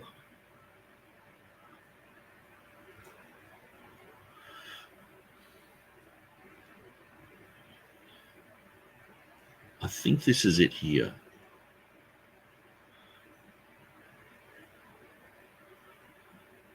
No, that's not it. I did copy the picture in. So yeah, sometimes I've done so much work on this that I forget where to actually find the information until I'm halfway through, and it's like like a goldfish swimming around the bowl, and all of a sudden I remember something.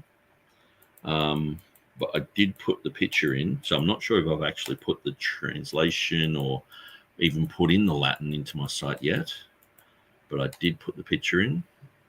So this is a 1611 English, or was later translated into English, that talks about Beza has an ancient manuscript with reading of Somenos there.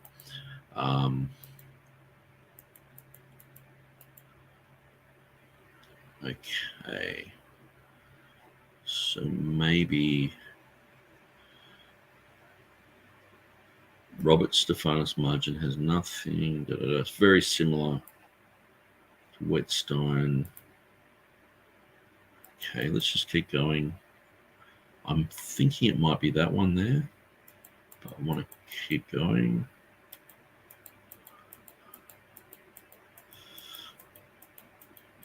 I know that it's on the Pure Bible Forum. So I did have that up just before. Pure Bible Forum, where Stephen Avery just sent me a picture. I was like, wow, that's amazing.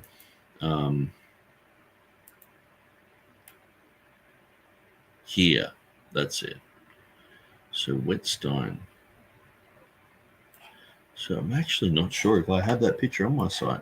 I guess I'll just have to look at that later. So, and thankfully it's in English. So another even of the marked manuscripts is having a division at Revelation 16:5. The common reading is Osios, and Beza in his first two editions did not venture upon a correction, however plausible, which alibi Frusta. So he's got Latin there. I won't bother reading that. As he said himself at 1814, increasing in the strength of his expression. He's got a whole bunch of other Latin and talking about conjectures and things like that. But having discovered the book of Collations, okay, so this is that Collations that Henry Stephanus made. So he discovered the book of Collations. So this is the story by Wettstein. So Wettstein. Well, this is after a discussion of Wettstein and Griesbach critiquing Beza. So this is Francis Hoosh, I think it is. Okay, so he's quite a long time later, but I'm pretty sure that's Hoosh. So maybe I did see a Hoosh here. Sorry about this. How do you spell it? H-U-Y. Oops. Sure that I saw a hoosh.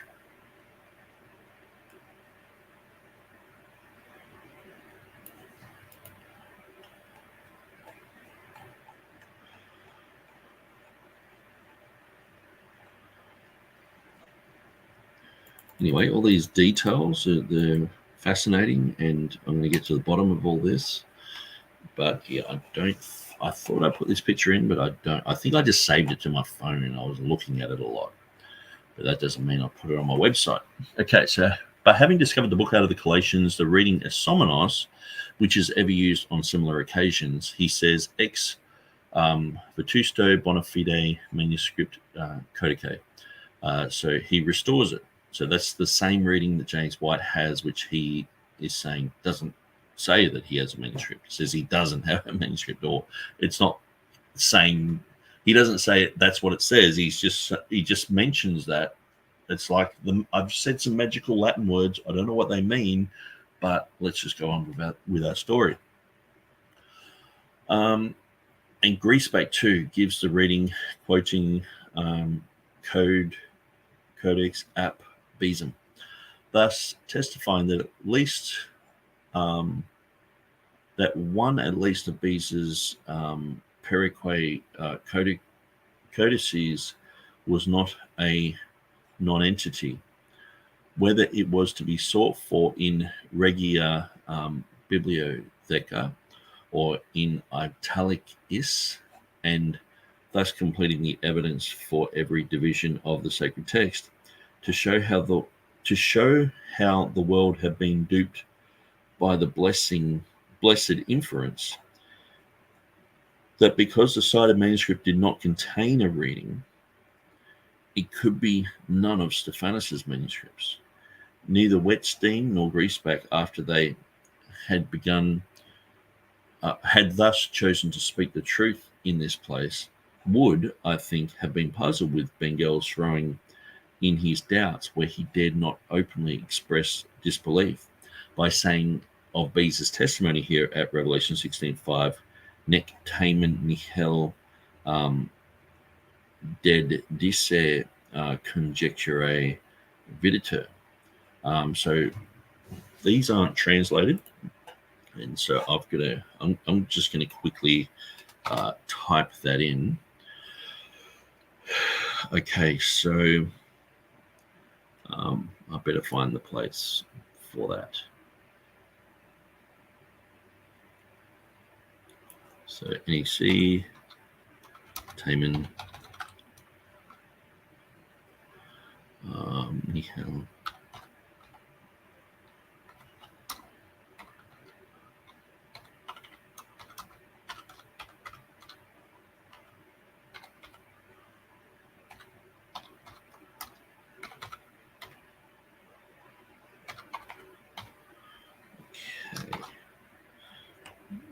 So I'll just copy that. I'll put it into the translate. We'll just see what comes up with that.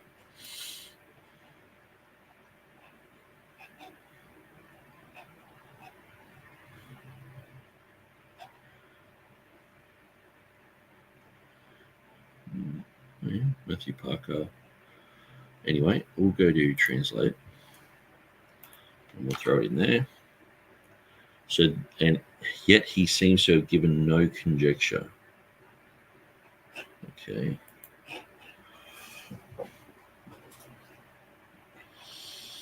I thought it was going to say the opposite of that, but anyway, this is Griesbach, Wettstein, and Bengel, talking. So to Bengel's first question, so it is in Latin. So it's I don't want to have to go through all of those things. So it would be obvious to have asked how he asserted that this bona fide manuscript was not one of the ally at 214, 224, and 34, etc., that it was not contained in the omnibus at 213, 512, and 2214, all three added in the latter editions, or again in the Perique at 710, 919. I ask also, what if this Vetustus Bonafide Codex could not be quoted as opposing the text because it simply happened to furnish it? Bengal trusts to the ignorance of his readers in his other question about Stephanus's margin. Why? Because this unmarked manuscript happened not to be either of the two marked manuscripts. So that is the number 4, 15 and 16, I'm pretty sure. Yeah, 15 and 16. It was an alias and not one of the, and so I'm just going to look up alias. I'm not really familiar with that. Alias. Alias.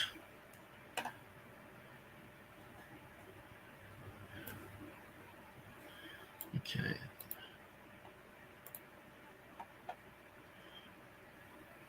Alias. Oops. Another, I guess, alias. And not one of emeteroi antigraphoi that was selected to furnish various readings. The same cause operates here in the second selection that did the numberless places at first of the 3 former divisions where Bengal gives his testimony. Bisum nihil dedice conjecturae, by himself quoting the readings of the ally, from which Stephanie Margot nil variant, viz. Readings of manuscripts that did not come into the first selected 13 and were therefore not recorded in the margin. So there's quite a lot there. He says that Beza discovered the reading in his book of collations and a discussion of Stephanus's manuscripts and the Bengal notation. Okay, so I guess in a way we are sort of digging into some uncharted territory. A little bit. Okay, so anyway, I'm sort of rabbit trailing. This is the sort of thing I'd do if I was doing a study, just go through and just constantly checking things, but it must make for a very boring video unless you're right into this stuff. And so let's let TurretinFan continue. Which said, who is, who was, and who is to come. And then he provides another block quotation. Then he says, Beza, with the precedence of 5th century Jerome, reading of and shalt be. Okay, so I'm just going to read through this section here. So why not truthfully, with good reason, write ho ecomenos, as before in the other 4 places, namely those places, because the point is the just Christ shall come away from there and bring them into being. In this way, he will, in fact, appear sitting in judgment and exercising his just and eternal decrees. Okay. There's no reference in Beza to that. The 8th century Beatus reading of and will be. There's no explicit reference to that. Okay, so TurretinFan's gone through and waving his hands at all these. So Beza with the precedence of the 5th century Jerome reading of and shall be. So this, when I'm talking about the Jerome reading, this is what appears in Hamer Halberstadens's text, because he has a Latin text and he has a commentary on it. And so the commentary would reflect earlier readings and the text reflects earlier readings. And so it's in Latin. These are considered Vulgate. It's considered a Vulgate text. And so to me, this goes back to an earlier reading of Jerome. 5th century Jerome reading. And so that was an issue that was brought up by, I can't remember his name now, but he was saying that some of the manuscripts have been found to have "and shall be" in them. And so which exact ones, we're not told, but it's like, okay, I've mentioned as much as I could on that. Hopefully someone expands all that and goes through all that, but it's like, but the 8th century Beatus reading of "and will be," the 9th century Halma reading of "and shall be," the 1549 Ethiopic translation of "shall be," the Kaiho Isomenos reading of Clement, so Clement calling Jesus the Isomenos, which is, if this is a name of God, this is the only place in Revelation 16:5 where God is actually called the Isomenos, and he's relating it to Jehovah, so which is what Theodore Beza talks about and what the scripture does as well, and the Tremelius, Jenius, and Calvin definition of "I am" and Jehovah being "shall be." So I know that TurretinFan doesn't really want to accept like some of these.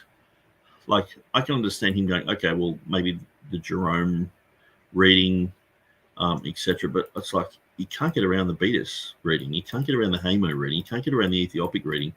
You can't get around the fact that he's called the Isomenos. Actually, is that Clement, or he was called Isomenos in a sense where that's the name of Christ? Okay. You can't get around all that. And so just waving your hand and saying, "Oh, I've dealt with that." It's yeah, you dealt with it, but at the end of each one of those, I was just left there going, how did you come to that conclusion? The 9th century Haimo reading of "shalt be," again, no explicit reference to that. The 1549 Ethiopic translation reading of "shalt be," which it's not reasonable to think that Beza had access to that reading. But does it read that? it's not. So this is, it is so frustrating, because it just all comes back to James White just going blah blah blah, and Stephen Boyce just adding to it blah blah blah, and now instead of just going, does it have the reading? That's the main thing. If it has the reading, case closed. And then James White's like, he wouldn't have had access to the reading. It's like, okay. And so let's go through and prove, like, Stephanus, Textus Receptus, he passed the baton on to Beza. Okay. Stephanus's son writes a book about the Ethiopic Bible. Stephanus's other son prints all of Theodore Beza's material.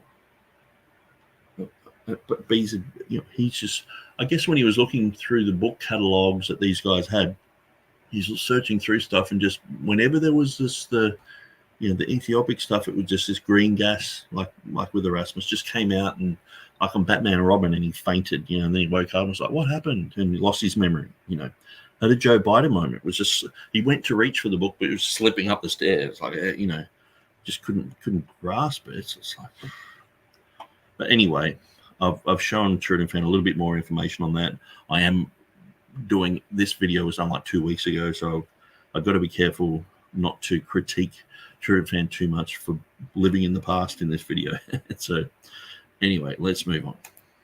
The Kaiho Isomenos reading of Clement in the 3rd century relating to Jehovah. Again, Beza makes no allusion to that here.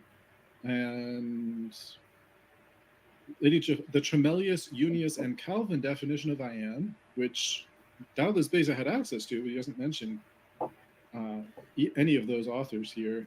And Jehovah being "shalt be," which is a view that Beza does hold to, if I recall correctly. As also Luther and Coverdale, who at Exodus 3:14 read "will be." I don't know specifically if Beza is aware of that. He could have been. He might have been.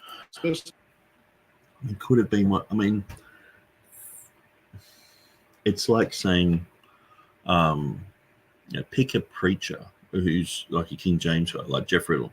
Jeff Riddle didn't know about the King James reading here and there. It's like, no, he probably does. What, he didn't know Luther's Bible? I just can't understand why TurretinFan just doesn't go, yeah, probably he probably knew that. It's just in his mind. He's going through this list. And he's just like, no, won't even budge a little bit and say, probably, yeah, most probably. When you've got the English Bible done by Coverdale, and Coverdale's Old Testament was mostly from Luther, so Coverdale worked on the Geneva Bible. The Geneva Bible was based upon Beza's work. Beza was there in Geneva with these guys, but they didn't know about these readings. You know, when Theodore Beza's reading, Exodus 3:14, where it says "I am," he wouldn't have checked. I mean, I check language. I'm just a layman doing these videos and stuff part-time.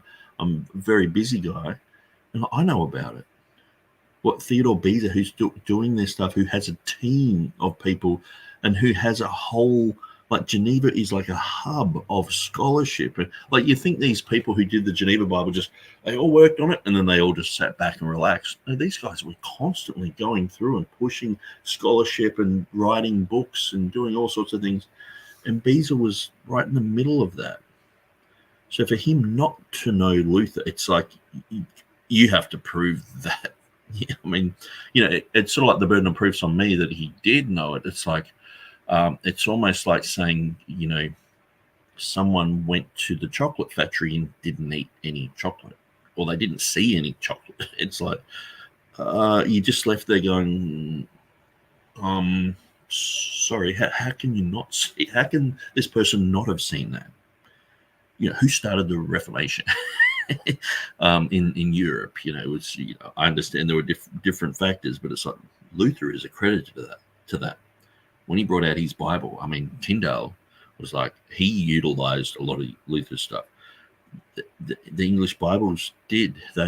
People were mentioning Luther all the way through. They were studying Luther's writings.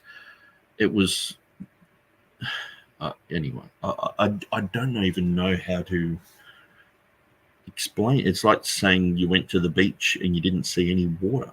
It's like the Reformation, like top-notch Reformation scholarship, not Joe Biden's, not the Three Stooges, just sitting around and just clowning around or whatever. But then it will be like, where does it say that he knew that? And it's like, oh my gosh.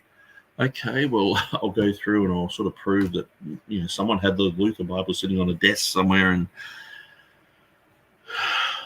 anyway, it's frustrating. He also looked to the context of the verse that the second coming was the very next thing. Actually, I'm going to rewind that, but just listen to this.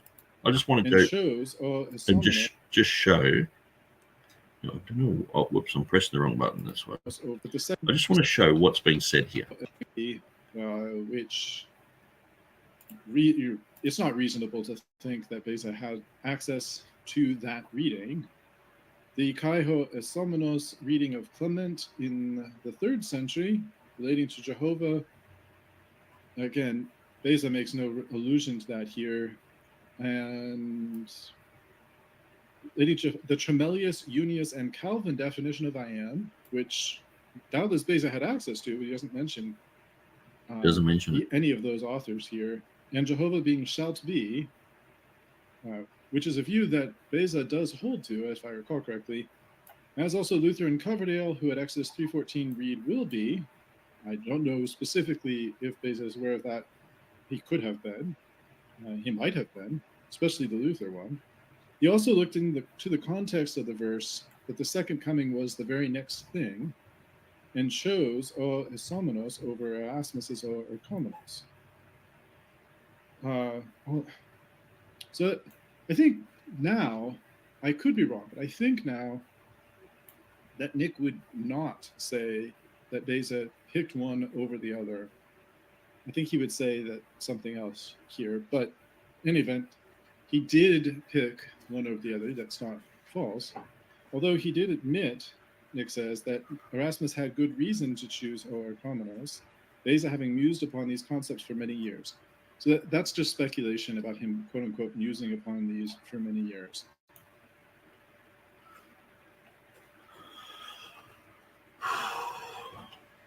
So Helg says, I definitely share your frustration regarding TurretinFan, just how he dismisses your propositions in your book. I wonder if he is just as dismissing of the critical text series of the critical text. Yeah, and so this is one of the things that's like I understand, like I think sometimes too he can be like dismissive and the next one he's not. Like when because I was like Luther, and then when I listened through it, he's like, well, maybe he did have access to Luther. And I'm like, okay, well, so some of these things he's just completely dismissing. Some of the things he's sort of like mildly dismissing, but he is dismissing everything. Beza having mused upon these concepts for many years, and it's like, oh, that's just speculation. So if you write if you do a Latin translation, okay, you're comparing it to the Latin Vulgate, and you're writing about Erasmus, you're writing about a whole bunch of other guys, and you're checking, Chrysostom, Cyril, what's his name? Second century guy. Or Cyprian. You're checking all these guys because in the front of Beza's material, he says he checks all those guys. And you write about Revelation 16:5, and you write a little section on that, okay? And you would have checked Erasmus' material because it's, oftentimes he's quoting, oh, Erasmus said this and said that. So he knows about this. So from 1556, he's at least aware of what Erasmus says. In writing, we've got that. So it's not until 1582 that he makes his decision to go with the bona fide manuscript that he had, and also a few other reasonings. Okay. So Beza having mused upon these concepts for many years, why is that untrue? Using Erasmus's sealing as his platform, elected shall be, and for good reason. And so why is Beza having mused upon these concepts for many years? So from 1556, 57, all the way through to 1582, that's not musing upon these things for many years. It's not thinking about these things. What is it then? I guess maybe I should word that Beza, after writing his 1556 edition, when talking about Ozios and things like that, he just forgot the entire concept, went playing golf, go-karting, horse riding, and maybe smoked a few joints here and there, and then came back to his 1582 edition and just went, okay, well, get your mind clear, back into it. Oh, that's right. That's where I was at. No, he was thinking about these things for many years. All you have to do is read through his material on this, and the section of Revelation 16:5 gets expanded. The footnote at Revelation 1:4 gets expanded, and his knowledge of this is growing and growing all the time. So I just, anyway, as Helg says, it's just so frustrating to have just when you state the obvious and you just sort of like, and this, I'm not trying to make a huge case for this, like Beatus of Libana, does it have the reading or not? The Ethiopic, does it have the reading or not? Does Hamus Halberstudensis have the reading or not? Is the I am many times translated as shall be? Yes or no? By Coverdale, Luther, yes or no? Did Erasmus question this by having the Erchomenos there? Yes, he did, in his Annotationis. So I just, to me, it should just be like, yeah. Like, I would suggest that a normal, natural reading of this, out of this whole section, I might, he's questioned the Jerome reading. It's like, okay, well, you're questioning that. I think that because later readings have the et eris and futurist reading, I think that reflects an earlier reading, and also it was mentioned by, I think it was Wordsworth, that's the guy I was looking for. Wordsworth mentions the shall be was in those Triadic declarations and things like that. And so to me, that's proof that it was in Jerome's reading. But just if he wants to dismiss that, it's like, okay, I'd probably, out of all that, give him that. But then it's like the 8th century Beatus of Blood. I mean, that is just like Hoskier is in agreement with that. I mean, the guy from the King James KJV Today website is brilliant, and he wouldn't put in stuff into his site that was questionable. And I know he puts that in his site, and Jeff Riddle is in agreement with that. Pretty much everyone. I mean, even just the fact that Hoskier is, and will be. Hamo has shall be. The Ethiopic has the reading it shall be. The Christ is called the Isomenos. I'm pretty sure that was Clement, 3rd century. When he's talking about Jehovah, Tremelius, Jenius. So Tremelius did the Syriac Bible, did the Hebrew New Testament. Jenius did the Arabic Bible, and Calvin. They have the definition of I am and Jehovah being shall be.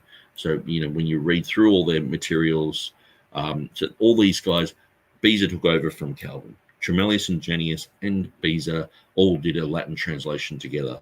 So he's sort of saying, well, there's no footnote here saying that he referenced those guys. It's just like, I mean, really? I mean, it's just so frustrating. It is.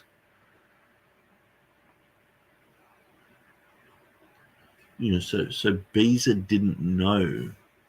So let's just go. Unless you mean that he may have occasionally upon these concepts for many. Erasmus had good reason to choose, but in any event, he did pick one over the other. Something.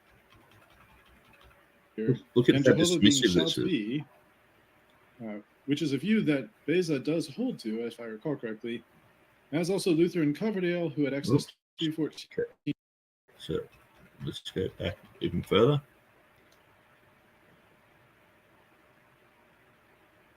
Oops. Did I lose that? No, I didn't. The Haimo reading of shalt be, again, no explicit reference to that. The 1549 Ethiopian. Okay, so I want to see exactly what's being said here about everything. Now, I might have to turn mine up.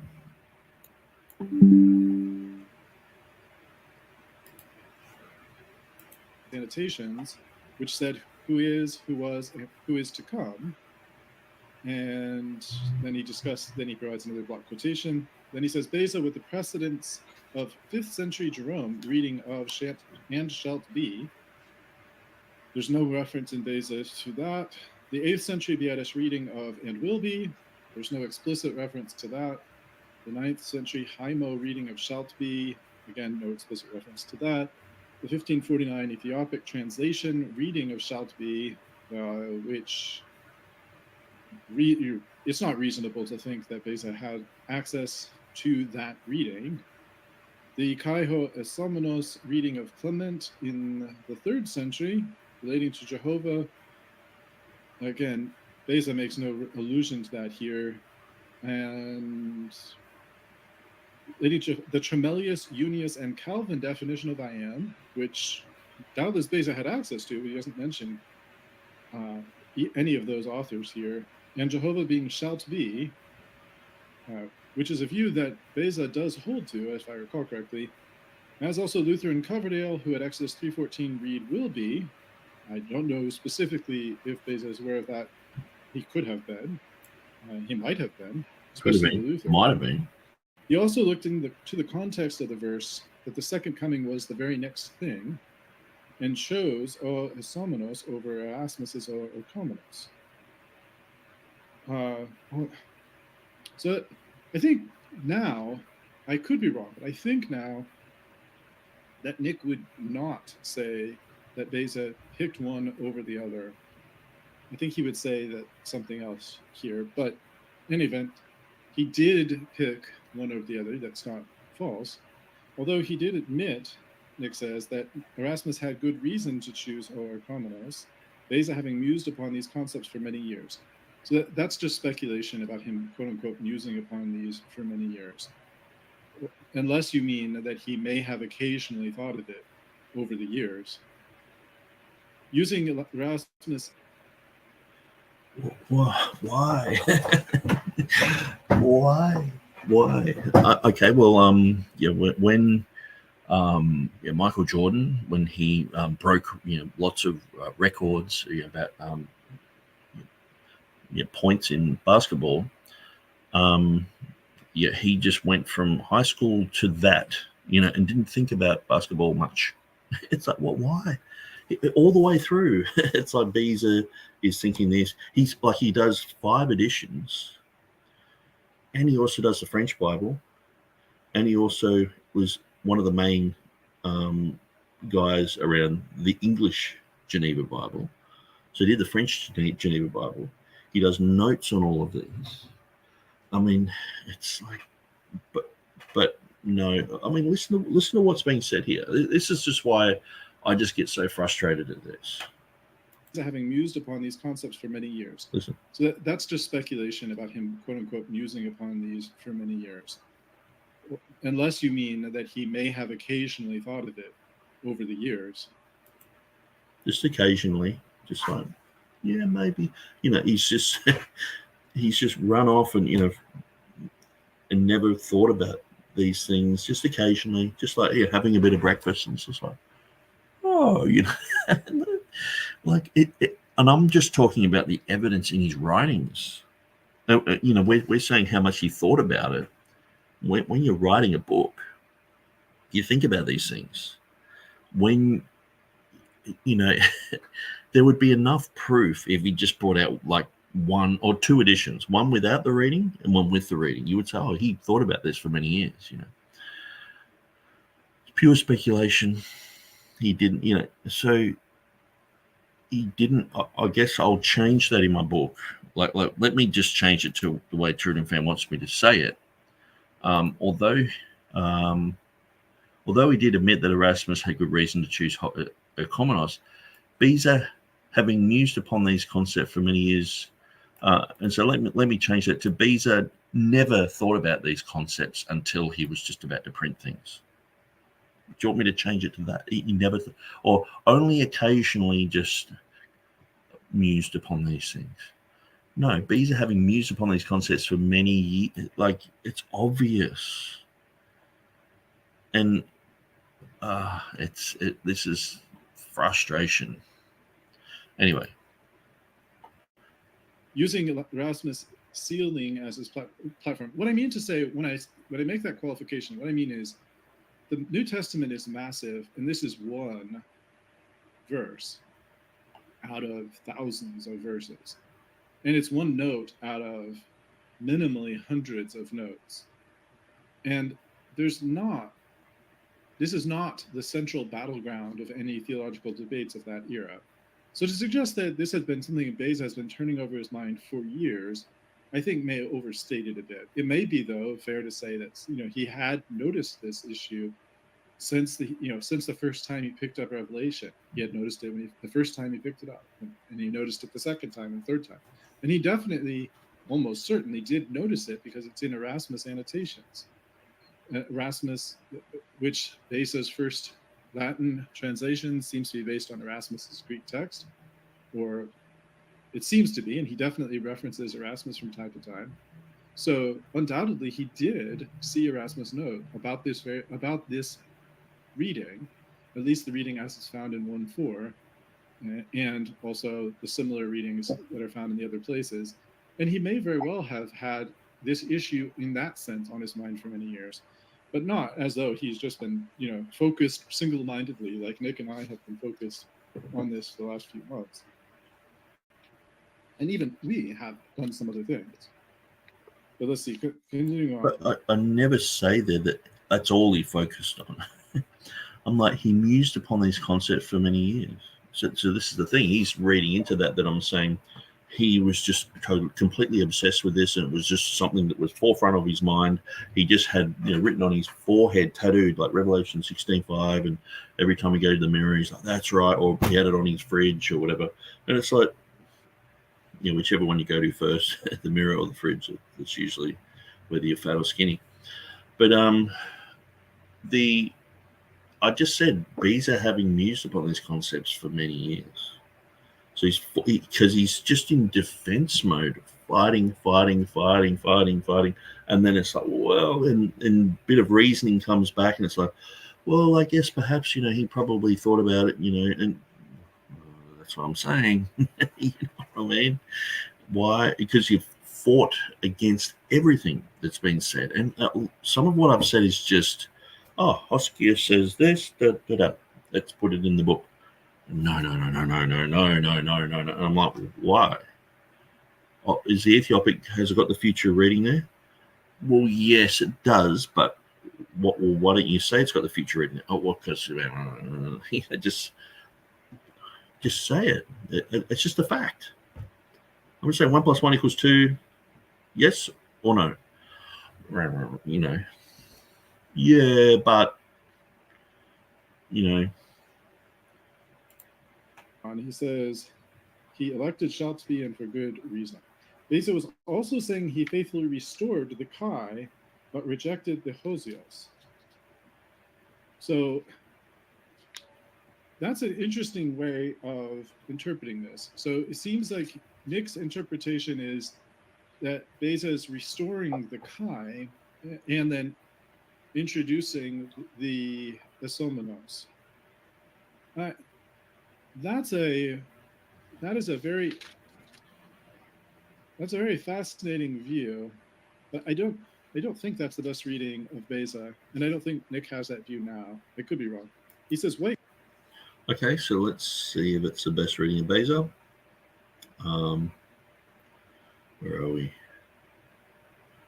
TurretinFan's. So he says here that the Latin wrongly omitting the particle Kai, which is absolutely necessary to connect dikaios and righteous and holy, osios, sorry. But when John in all other places explains the name of Jehovah, blah, blah, blah. So he does talk about the Kai there. And he wants to make sure that that's in there. So the Kai is not in the majority of manuscripts. It's in quite a lot of manuscripts, but not the majority. He's putting that there, but he is omitting osios. So all I'm doing is stating a fact here. What does Beza do? Beza is also saying he faithfully restored the Kai, okay, because he's talking about in the Latin, this causes a division. This causes it to be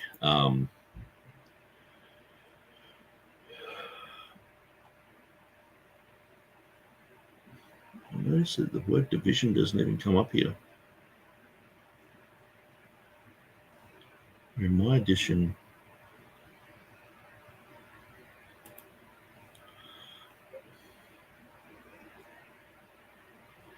the usual publication is osios. Okay, so that's the first thing. It is commonly read kai osios.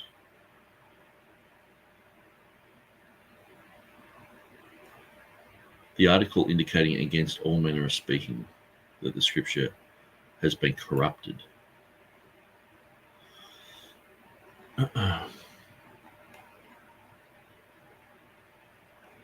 Okay, so let me just go back up the top.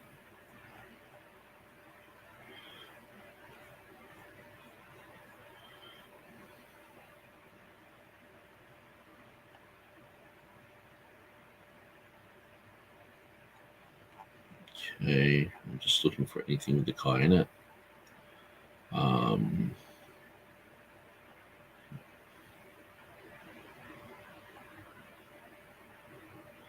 Therefore, it is certainly kai osios. Okay, so he does change the isomenos. Sorry, I said osios. It says isomenos. Okay, so he does substitute isomenos for osios, and also what's in the critical text and in the majority text, the Kai is not in those. So he is accepting the Kai as a genuine reading and also isomenos as a genuine reading. And so I would suggest that that reading is in his ancient manuscript. But when I was writing the book, I'm like, okay, well, he's saying that. Where's the book? Oh, that was the book. Let's go down to where we were.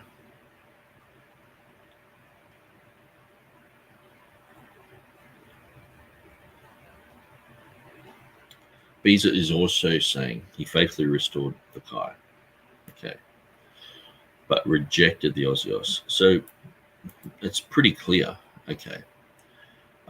Et quieris Kai ho Esomenos, the usual publication is Kai ho Osios, okay. So he's saying the omission of the Kai there is it causes the righteous and holy to not be connected or something like that. So he does talk about that. White claims that Beza rejected the reading of Osios, but that's wrong. Is clearly Kaiho Osios. So I do make a little bit of a deal about that. Let's see what TurretinFan's got to say about that. It claims that Beza rejected the reading of Hohosius, but that is wrong. It was clearly Kai Hohosius. So I think Nick's just, unfortunately, I think he's just nitpicking here. I don't think that's...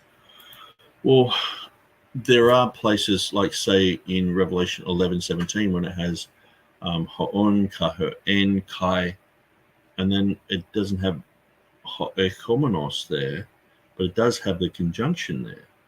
So what's it going on to say? And this is quite a major point. And in many other verses, having a conjunction leading on to something, but with nothing coupled with it, the junction has no function. It's like, well, what do you do with that? You know, and to me, it points to that people were perhaps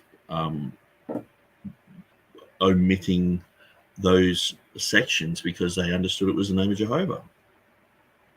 Now I haven't done a book on Revelation 11:17 and all the others, but I know enough about them to go, well, that there are a lot of variations in those verses and in the triadic declarations. And so to me, in versional evidence and in Greek evidence, etc., the reason why there are these differences, that this is all explained by the concept of it being a nomen sacrum. The issue that Dr. White is even talking about, but I would certainly agree that the reading Kai Hohosius was the alternative to which Beza was offering Kai Hosomenos. But the issue was not the Kai, the issue was the Hohosius or the Hosomenos.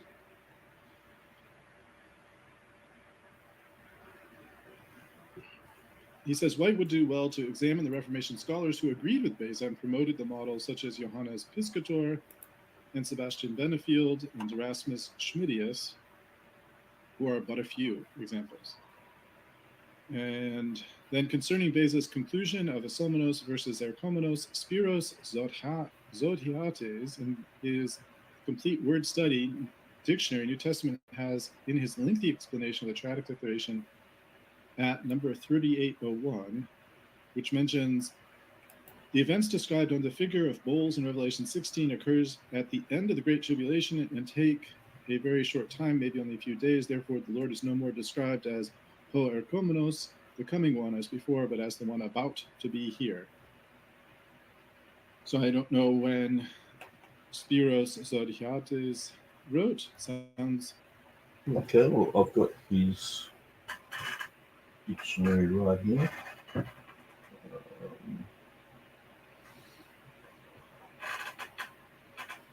Somewhere.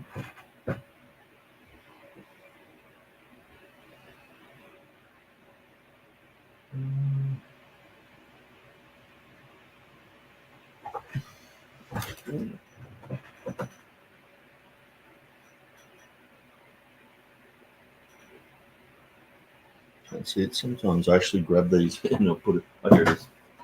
Sometimes I put them in the car, which is a really bad idea because I never look at them. I think I'm going to read that on my break. And Spirus.Hades. So I would recommend his works just for the fact that it's actually pretty well done. Not that I agree with everything. Word Study, New Testament, Spirus.Hades. And so this edition is in 1992. Okay. So 1992 AMG publications. And what was it? 3.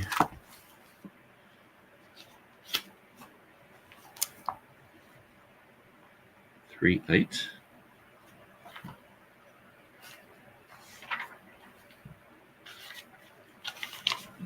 That'll look that up.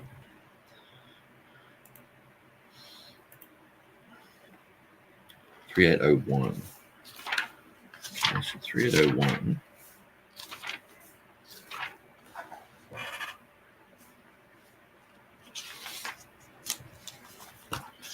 So we can see here, 3801 starts, and notice all of that is one word or one name. So that's what I'm saying. He's got 1 page, 2 pages, and then the 3rd page there. So when you go through this material, it's pretty much just what I'm saying. I mean, I've had this for years and years, so he goes through all the expressions, he goes through all the triadic declarations, but it's very interesting.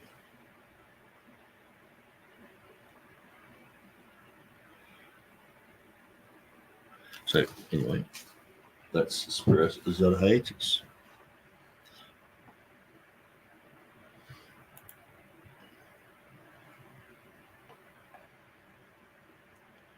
Okay. All right, so TurretinFan has jumped in on the chat and he says Piscator did his commentary after Beza made this change to the text, not a likely source in my honest opinion. Yeah, but Piscator also did material before Beza. And so that's where I haven't read all of Piscator's material, but there is a chance that someone recognized that, like Piscator, because perhaps this wasn't just from Theodore Beza. Perhaps it was shown to him by someone and he was convinced of this. And so that's, I don't have any proof of that, but just the fact that Wettstein talks about Piscator as being like a source for that. So I'm pretty sure that is in what Jan Kranz was talking about here. So he's got the, so if I go to, here. So Beza, he did the original 1582, and then we have Henry Stephanus. He, in his edition, he has that Stephanus simply adopts a reading. There's no annotation, and then we have 1611, and then we have Piscator 1613. But just because he had written after Beza, it doesn't mean that he, because look here, it has 1556A. Well, actually, that might be a page number.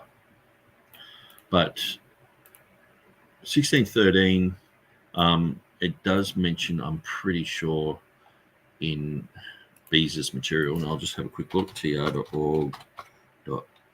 Oops, u.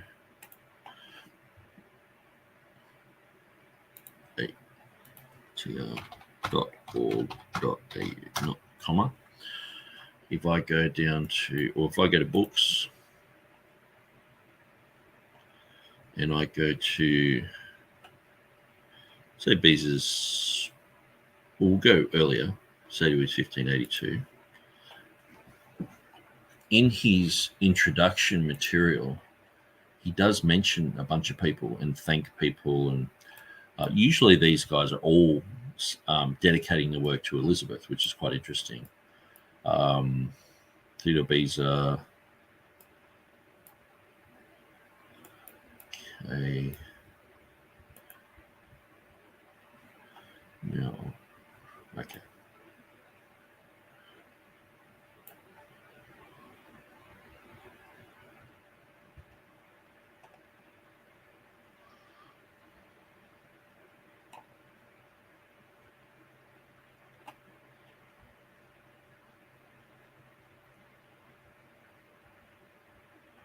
Okay, so I can't see any names there, just off the top of just skipping through that.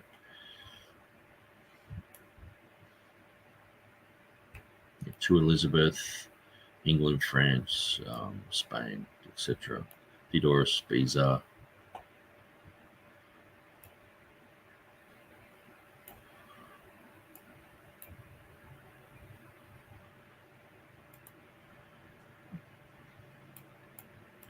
Yeah, it would probably just come up in actually a world catalog.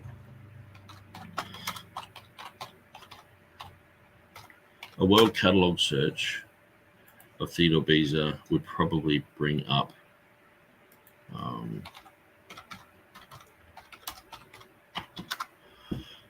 who wrote.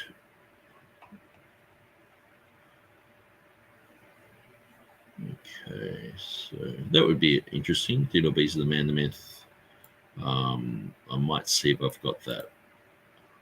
I might actually open that up and save it.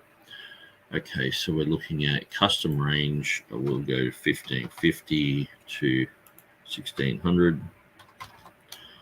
Actually, it'd be interesting to see what Beza wrote, because then I can go through, do searches through whatever's online for any Bezan material. Any Ethiopic material to do with Beza.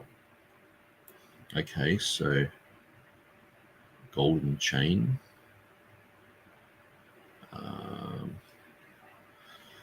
I'm actually looking for his New Testament, so I might go 50 per search, which will take a little bit longer.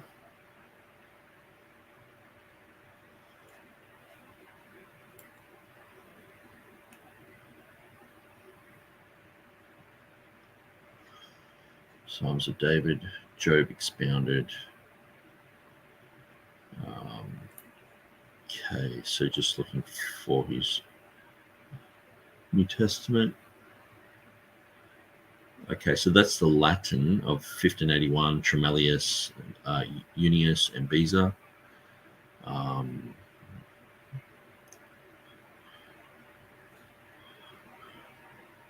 Okay, the New Testament of the Lord Jesus Christ translated out of Greek by Theodore Beza.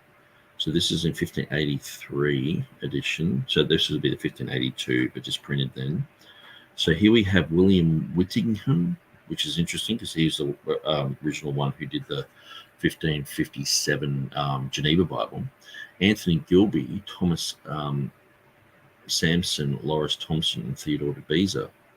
Well, I wonder if that's actually the Geneva Bible. Yeah, it's a New Testament. So it's in English. Yep. So that's why. So notice Beza's on there.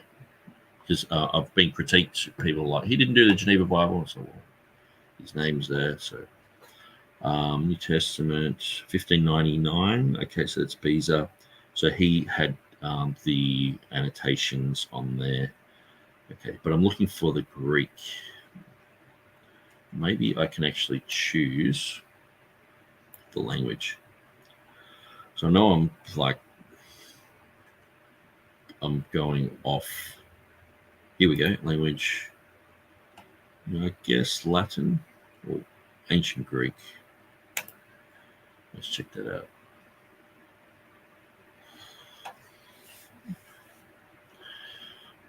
Here we go. 1559, Ancient Greek. Okay, so it just says Cedar Beza, Ancient Greek, 1560. Cedar Beza, okay, Henry Estienne, George Buchanan. George Buchanan, I'm pretty sure that he was the one who was a custodian of King James.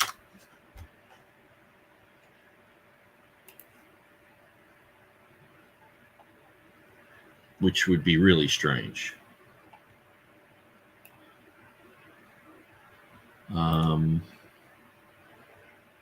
But a lot of these guys lived in Geneva when they did the Geneva Bible. So that there would have been this huge connection between, John Knox was there and a whole bunch of other guys. Okay, so his essays, Cedar Beza is mentioned.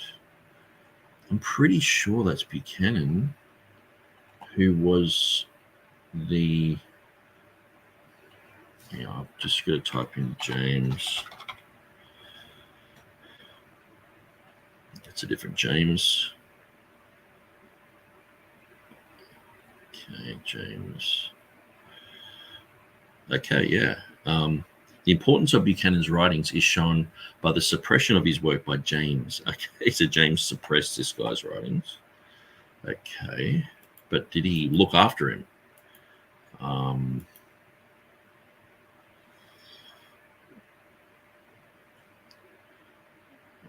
Okay. So I know I'm fully rabbit trailing here, but to me this is fascinating. Just having read the, a few years ago, The Cradle King. I don't think it's him. I think it's just the last name Buchanan. Anyway, that would have been interesting. Greek and Latin. Okay, different printer. The Bible Society in New Zealand. Oh, that's interesting. John Davis, Belcher Collection. Okay. These are IM. I'm not sure who IM is.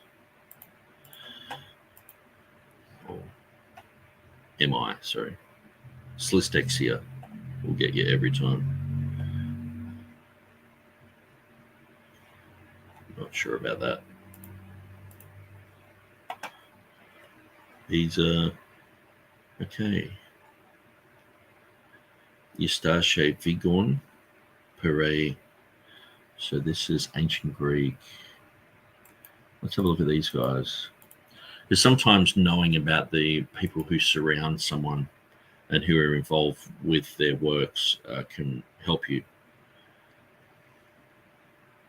Okay, so these look like they're French scholars. Okay, so he looks like the printer.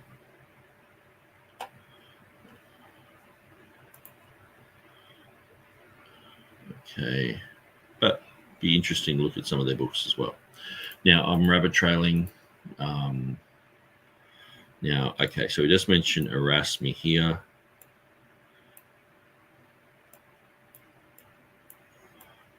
I'm just hoping to find, a list of names. Usually it's right at the end. But I'm pretty sure I found Piscator.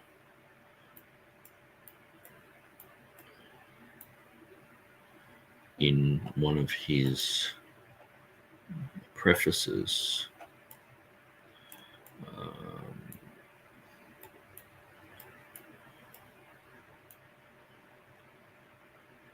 might just show the thumbnails. We'll go to the end of that section and I'll see if it's on the last page. If not, we'll just move on.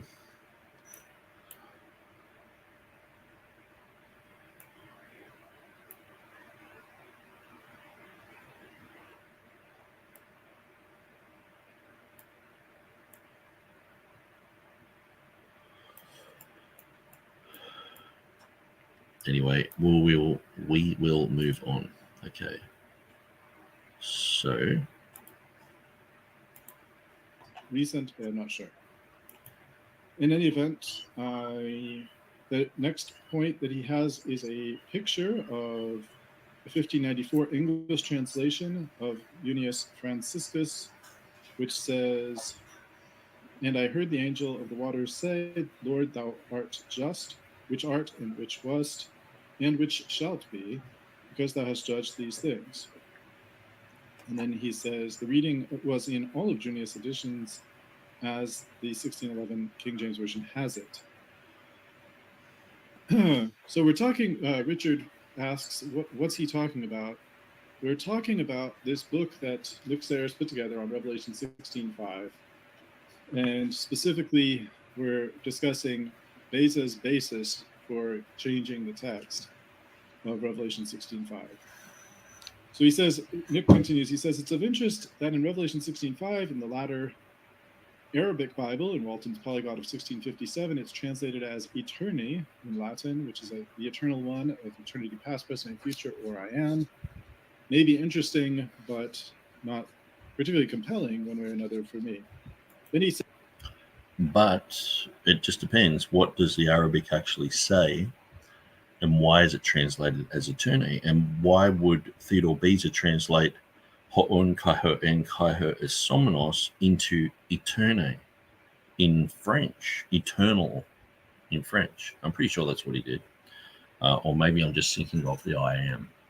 Anyway, I've gotten some of this a little bit muddled, but let's continue. It says that 4.4, the King James Version translators, and he talks about, he says, let's look at the people that White suspects of making the erroneous decision to follow the reading of Beza by introducing shalt be into the King James Version. So on this point, I do agree that they introduced the expression shalt be, they followed Beza. They introduced it into the English Bible before, in the Bishop's Bible, it had followed the original Greek. The legendary scholarship of the 1611 translators include the Second Oxford Company, and then he goes and talks about the members of this company, and he says their translation was reviewed by other companies and so forth. Of course, we don't really doubt that they translated Beza's text correctly here. That's not really the issue. It seems to be that that's what they did. And he said, he talks about Henri Saville. Well, the main issue is that the King James translators, they used the text of Beza, but they didn't slavishly follow exactly what Beza said at every place. There's about 20 translatable differences, making the King James Version its own edition of the Textus Receptus, which is why Scrivener, 250 years later, printed a Greek text. Had the King James translators printed a parallel Greek text, there would have been no reason to do that. But Scrivener did that 250 years later. And so proving that scholarship, even Westcott and Hort scholarship, agreed that the King James was different enough from Beza to be its own TR edition. Or Henry Saville. He's probably not Henry. He was English originally, I believe. Anyway, he is a genius, and he says he's not alone the expert on this issue. There was other people in the company, including John Harmar, who is also a very smart guy and studied Chrysostom, was involved in the publication of Chrysostom. And let's see what else. We have John Agliombi, a person well accomplished in all kinds of learning. John Perrin, a veteran Greek reader. And Robert Flood. And here he says that Robert Flood was a prominent physician, mathematician, cosmologist, and astrologer. I hope he means astronomer. That's what I meant. Astrologer would be odd. No, maybe he was. I don't know. In any event, he also mentions that a year later, Leonard Hutton was named as pro-vice chancellor of the university, and that he, I'm not sure who it is, he refers to, wrote of historical accounts of both his college and of Oxford. Yep. Yes. So the seven angels pouring out the vials of wrath of God. And you'll notice that when it comes to I think it's the fourth angel, it says that the angel of the waters talks to God and calls God the one who is and was the Holy One. And probably in the NIV, it's something like, "O Holy One." And the King James Version has which is and was and shall be. So the question is whether it should be shall be or whether it should be Holy One. And all the Greek manuscripts have Holy One, and none of them have shall be. And that creates some little bit of a challenge. Now, interestingly, he says that there was a King James Version translator named Richard Brett, who was a linguist in Ethiopic, which is an interesting idea. But of course, no particular comment here on whether or not he was involved at all in checking the Ethiopic to see if it conformed here or elsewhere. If they had focused on the Ethiopic, they would have found a lot of differences. So it's quite likely they just didn't refer to the Ethiopic because the huge number of differences between the received text and the Ethiopic would make using the Ethiopic quite unsustainable, I think, especially at that time. He says the above men and many others are slandered by White as buffoons who slipped on a banana peel and goofed up. I think that's a little bit of a caricature in the opposite direction. He keeps claiming that these deceptive dummies just followed a conjecture. But you don't have to be a deceptive dummy, just follow what you thought is the Greek text, the one that was published by Beza. And then he says, but his slander does not end there. He also slanders the Dutch Bible translators and Elsevier. I'm not sure he's ever mentioned these issues, but maybe he has. Doesn't really matter whether White has or hasn't. Section 4.5 is the Dutch. Okay, so I'm going to go back through and read that because most of that was skipped over. So even a lot of the time I'm actually listening through this and I'm not reading it. So I didn't realize how much was skipped over here. So I might just enlarge on that. We might make this a little bit bigger. So 150. So it is of interest that in Revelation 16:5, the latter Arabic Bible in Walton's Polyglot in 1657 is translated as Eternae in Latin, which is the eternal one of eternity, past, present, and future, or I am. So it's very interesting. It just sort of seems to be read and like, well, that doesn't really have anything to do with what we're talking about. Let's move on. But it's like, well, doesn't that also back up the case? Here we have Latin evidence where the past is gone, the present's gone, and the future's gone. It just says Eternae. It's basically saying I am, which is the etymological basis for Jehovah. So, I mean, I probably need to go through this myself. Now, this is where I really enjoy it because my wife can read Arabic. And so sometimes I'll get her to translate something and she'll just start reading through it and say, oh, this says God and this says heaven and this, she'll just point it out to me. It's like, I wish I had those skills to speak 4 different languages. But we see here it says, Justus est to Eternae. So it doesn't have the past, present, future. It just says, just you, the eternal. And so it hasn't got past, present, future there. So to me, that's like a whole untapped reservoir of understanding and thought and clarification that we're dealing with something that is related to I am, related to Jehovah, related to past, present, future, related to an expansion, and so I've got to do more study on that. King James, and I heard the angel of the waters say, thou art righteous, O Lord, which art and wast and shalt be, because thou hast judged thus. So you can see all these typos coming into being here. Oh, I've got to be careful. Let's look at the people that White suspects of making the erroneous decision to follow the reading of Beza by introducing shall be to the King James. See, the thing is, by James White saying in his book, let me just clarify what James White has said about us as King James people. Like, he says things like,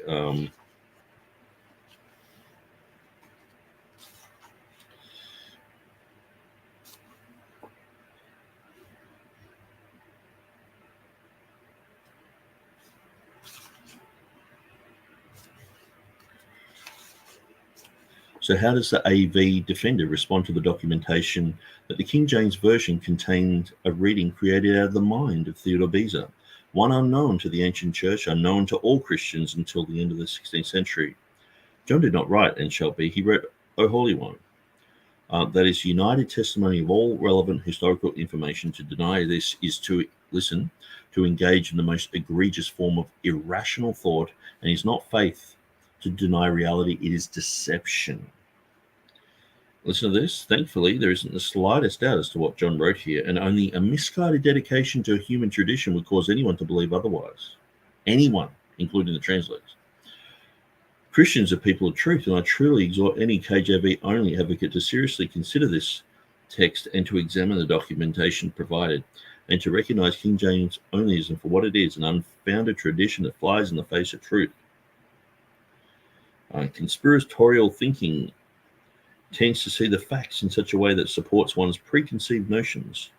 So he goes through a whole bunch of modern texts found innocent. So he's got this whole, summarizing this and basically saying that we are deceived, and so even in his footnote he's got lest in desperation a King James only advocate made the attempt, and he's got this, and he's like, quite simply, before Beza no Christian had ever read the text. So the thing is, he's basically saying also of the King James translators and anyone who supports this reading, how does the King James translator respond to the documentation that their version is created out of the mind of Theodore Beza?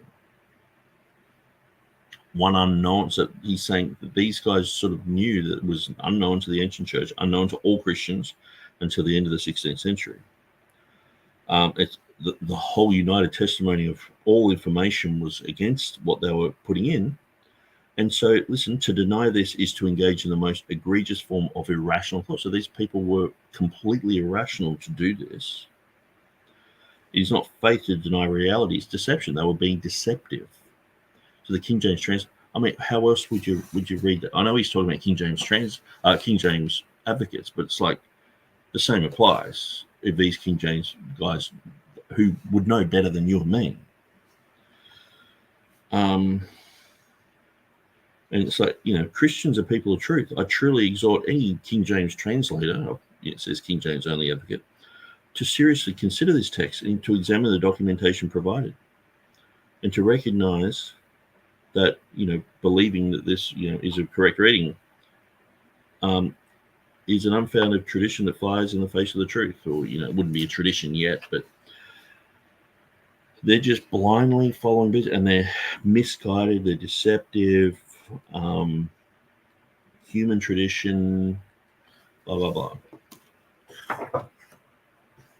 So let's look at the people White suspects of making the erroneous decision to follow the reading of Beza by introducing shall be into the King James Version. So listen to this. I know this sort of got skipped over, and it's sort of like, okay, all these guys are all legends, blah, blah, blah, let's move on. But you got to, this is where a lot of weight comes into it, because we're talking about the upper echelon of scholarship of this era recognized that this reading was accurate and was correct, or else they wouldn't have put it in their text, or else they would have put a marginal note there at least, but they didn't. And so the legendary scholarship of the 1611 translators includes the Second Oxford Company, who translated the Book of Revelation, the Gospels, and Acts. The linguistic, scholarly, and church experience of the members of this company was unequaled, which included Thomas Ravis, George Abbott, Richard Edis, Gillis Thompson, Sir Henry Saville, John Perrin, Ralph Ravens, John Hamer, John Al Ligonby, and Leonard Hutton. Their translation was reviewed by the members of each of the other 5 companies. Thus, it can be said that the final product in Revelation 16:5 was collectively agreed upon. Okay, so most people have no idea how the King James translators translated the Bible. What they did was, and this is in the rules to the translators, just say, to do the math easily, just say there's 6 companies and there's 10 in each company. Now, I know some companies had 8, some had, whatever. But say there's 60 translators, there's 6 companies and 10 in each. So all 10, they gather together. They're like, okay, we've got the book of, they had the book of Acts, Revelation, the Gospels, and Acts. Okay, it's quite a lot of the New Testament. And so they're like, okay, this is our selection, and this is what we're focusing on. So they were all to do their own separate translation. So 10 translations of these. So they would go, okay, let's go home, let's do this. And so they're all translating. Then they were to all bring together the work that they'd done and discuss all the differences and everything like that. They're all to read each other's work. Then they were to combine it into one principal edition. Okay. So you've got then Book of Revelation, Gospels, and Acts in one principal edition. 10 scholars have gone over it and worked together for that section. Then they send that off to the other 5 companies. So they make 5 copies of it. They send that off, and so the other 50 guys read it. Then they send back where they disagree, or perhaps there were certain themes that they're trying to bring through over the whole entire Bible, and it's like, oh, look, you guys aren't using this type of concept of say the word church or congregation or assembly. They mean certain things to the believers or to the Jews or to a mixed group, and so we're trying to we notice that you use this word once here, we want to use it, so they were talking about all those sorts of things. Brought it back, so these guys were working on that type of thing, and so that's what all the companies did. So that all the companies everyone read everyone else's work and all worked on it. So if any one of these 60 guys had an issue of Revelation 65, they would have brought it up. And so places where there is obscurity and things like that, they are mentioned in the margins. Okay, but Revelation 16:5, all of these scholars, not one of them, it's not recognized that any of them was contentious about this. Okay, so with that in mind, and knowing that the Bible was translated 10 times, then given off to the other 50, then they all brought it back, and then they were to look and examine all these things, and then later on there were companies that went back over the whole entire Bible, harmonizing things and bringing things into cohesiveness. It was translated so many times. This is why the King James is so good, because they had this type of cross-referencing system. So people such as John Boyce, Lancelot Andrews, George Abbott, who also replaced Bancroft after his death, so he was the main guy, are rather well known today as the leading scholars of that period. In my article, Why We Should Not Pass Over Easter, Part 1, I wrote about the scholarship of Henry Saville. Henry Saville was famous for his Greek and mathematical learning at a young age. He was Queen Elizabeth's tutor in Greek and mathematics. He translated countless ancient works from Latin and Greek. His chief work being the first to edit the complete works of Chrysostom, the most famous of the Greek church fathers, in 8 large folios. A folio was the size of a large dictionary or encyclopedia. In my second article, Why We Should Not Pass Over Easter, Part 2, I wrote concerning Saville. He was an expert in the Greek language, mathematics, and church history, and had been personal tutor of Greek and mathematics to Queen Elizabeth. He also founded the first chairs of geometry and astronomy in Oxford. His greatest works, besides his work on the King James Bible, was translating the complete works of the most famous Greek church father, John Chrysostom, from Greek into English. During his compilation of 15,800 manuscript sheets, he scoured all the great libraries of Europe, buying the oldest and purest of the Chrysostom manuscripts. Saville's edition of Chrysostom has been called the one great work of Renaissance scholarship carried out in England, and was the most considerable work of pure learning undertaken in England at that time. Saville would stand alone as an expert on this issue, but some others of the company were. So I'm looking just at Henry Saville. When we went through the Easter issue, I was like, yeah, Saville knows his stuff. He was a translator for Acts. So here we have, Saville would have known all about Beza. John Hamer obtained the Regius Professorship of Greek at Oxford. Okay. So we're talking about the head of Oxford University. I mean, if you were to go to the head of Oxford University today, you would expect that they would be learned, that they would understand things. And I don't know, but I guess today with, let's say 50 years ago, that they were probably some of the smartest people around. But he held his position for 5 years in Geneva. He attended lectures of Beza. So these guys knew Theodore Beza personally. This is the thing with the cross-pollination of Beza with the King James translators. It's all throughout the books. It's all throughout the whole thing of having the people escape from Bloody Mary and go to Geneva and be there at the time that Beza's there, be involved with all that, and then come back to the continent when Elizabeth came back, or come back, sorry, to England when Elizabeth came back. That's huge. There's connections all there. And so he published an English translation of Beza's sermons. He debated with Catholic theologians. So he should have read through this, but I don't know why he's just skipped over it. I think because, and so these are some things which sometimes I'm like, well, the King James translators, some of them knew Beza personally and blah, blah, blah. So where does it say that? And it's like, if you just sort of read these bits that you consider unimportant, I think you would see this. He held the position for 5 years in Geneva. He attended the lectures of Beza. Okay. He published an English translation of Beza's sermons. He debated with Catholic theologians in Paris. He was responsible for the first Greek book printed at Oxford, consisting of several sermons of the church father John Chrysostom. He has been called the most noble Latinist and Grecian. He was one of the 3 known men who were asked to serve on the committee of reviewers and revisers of the entire Bible with John Boyce and Andrew Downes. These men went through the entire Bible, checking the translation, resolving issues raised by the companies, and spotting concerns arising for the first time and dealing with them. The review took 9 months to complete, according to John Boyce. So that's one guy, okay, John Haymar.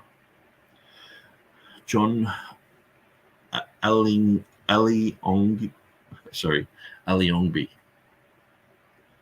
John Aglionby, was described as a person well accomplished in all kinds of learning, profoundly read in the Fathers, and in school divinity, and exact linguist.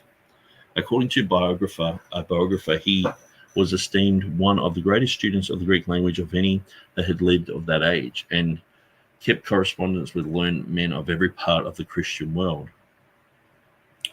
John Perrin was a veteran Greek reader and Regius Professor of Greek, was one of the most experienced and esteemed Greek scholars in England, if not in all Europe. He resigned his college readership in order to devote his time to the AV translation, demonstrating his commitment to the translation project. So these guys are full-time. He gave up his professorship to just work on the King James translation. Like, what a legend. And knowing the languages like he did, he would have been able to just pour himself into that and point out any inconsistencies, like Revelation 16:5. If what James White was saying, if James White can pick up that error, I'm sure that these experts could, but they didn't. They didn't see it as an error. They saw it as a correct reading. Robert Flood, who became a prominent physician, mathematician, cosmologist, and I'm pretty sure it should say astronomer. I don't know why it's got that, but I've noticed there's no comma there. So it looks like I've actually copied that from somewhere, which didn't seem... usually I would have the Oxford comma there. Was tutored by John Perrin while a student at St. John's College, Oxford. Leonard Hutton described as an excellent Grecian. In 1602, he was called upon to officiate the opening of the Bodleian Library. We know about that today. A year later, Leonard Hutton was named Pro-Vice Chancellor of the University. He wrote historical accounts of both the college and of Oxford. So even the translator Richard Brett was eminent as a linguist in Latin, Greek, Hebrew, Chaldee, Arabic, and Ethiopic. So I know TurretinFan on his website, he has contested this, okay?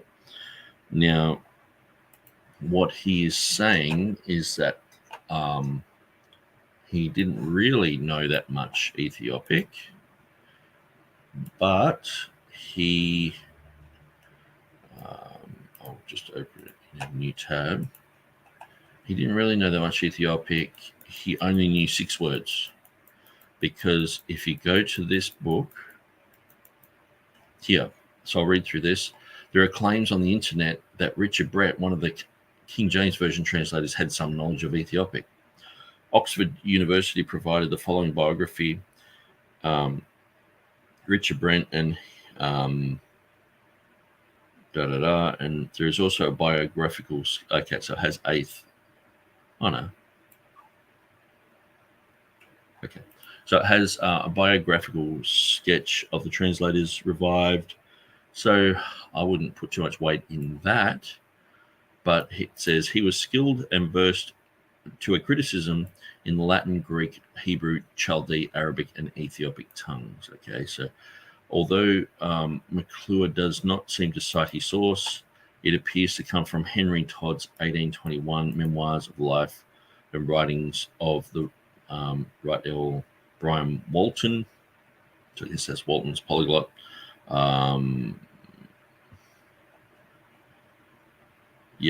Which states Dr. Miles Smith and Richard Brett follow the former so conversant and expert in Chaldee, Syriac, and Arabic that he made them as familiar to him almost as his native tongue, and had Hebrew at his fingers' ends, the latter skilled and versed to a criticism, and he talks about the Ethiopic tongues. Okay, so he's saying that it probably comes from John Todd's work.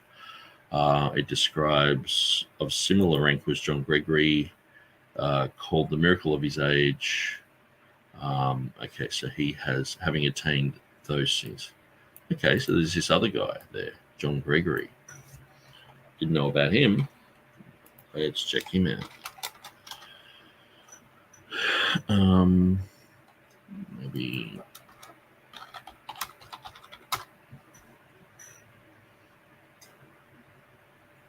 or maybe John Gregory wrote that.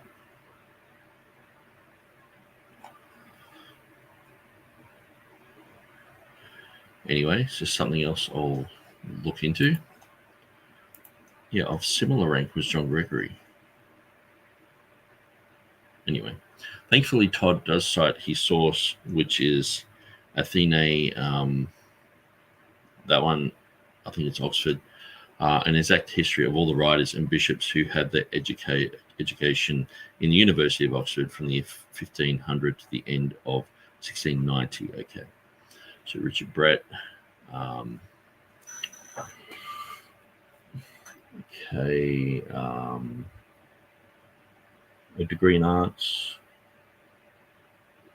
eminent in tongues, divinity, and other learning. 1595 was made rector. 1597 appointed one of the.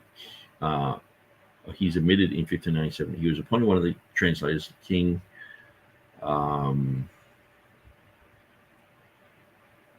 Okay, done a bunch of other stuff. Yeah, and it says here, skilled and versed to a criticism in the Latin, Greek, Hebrew, Chaldaic, Arabic, and Ethiopic tongues. He was a pastor, preacher, good neighbor. His writings, I know not his translators. I'm sure from Greek into Latin are these. So he's got like a list of some of the Latin works. He also published, and he's got these ones here. He yielded to nature on the 15th of April. So he died 15th of April, 1613, age 70. So that's interesting because 1630 there was an Ethiopic edition that came out. I wonder if it actually mentions him. So that would be interesting to go over. Over the grave was soon after a fair moment. Latin epitaph. Okay. Interesting. So it says here, note that in his biography, it was not until after he entered university in 1582, he got a degree in arts, that he became a fellow of Lincoln College, where by the benefit of a good tutor, he became eminent in tongues.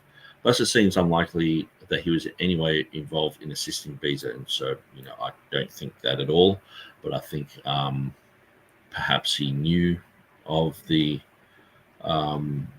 reading there.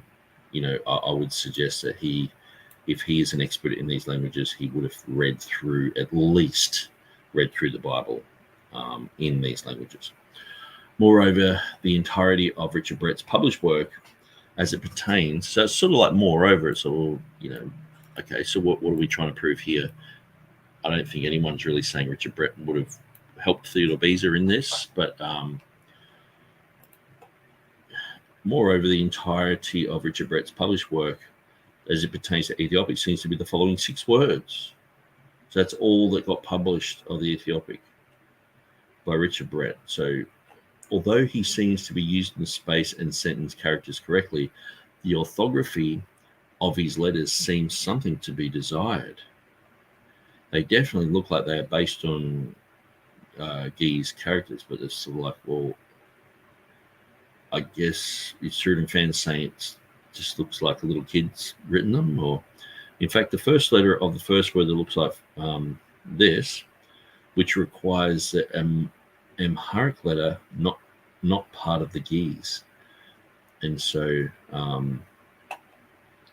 this comes from this book, Brett's translation, and so I'll go back to this in a second, because I do have quite a few pages open with Ethiopic alphabets and things, and so we'll have a look at that. Brett's translation also included a section on the rhinoceros, which we discussed here, further confirming that rhinoceros was not what the King James translators intended to write when they wrote unicorn. So, we've had a debate on that, so it's just, potato. Brett's learning was presumably assisted by this work, Marianus Vittoro in 1552. So I think this has been added later, maybe.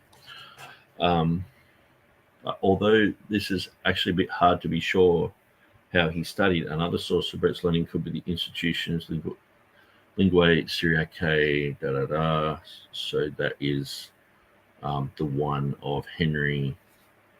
That's the one that Henry Stephanus printed, I'm pretty sure, which identified Ethiopic as a dialect of Hebrew.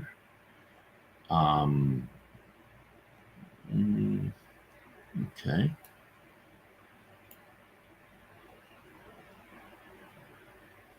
Maybe cognate. I don't think it's dialect, Okay, Greek language, dialecte. Okay, so which is translated as, for there are many and varied dialects of Greek language, yet they are related to each other. So the source and the origin of foreign languages is Hebrew, whose dialects are Syriac, Arabic, and Ethiopian. All of them, without controversy, are the most ancient. I would suggest that the word dialect there is probably different to how it's used today. So let's look at dialects or dialect etymology.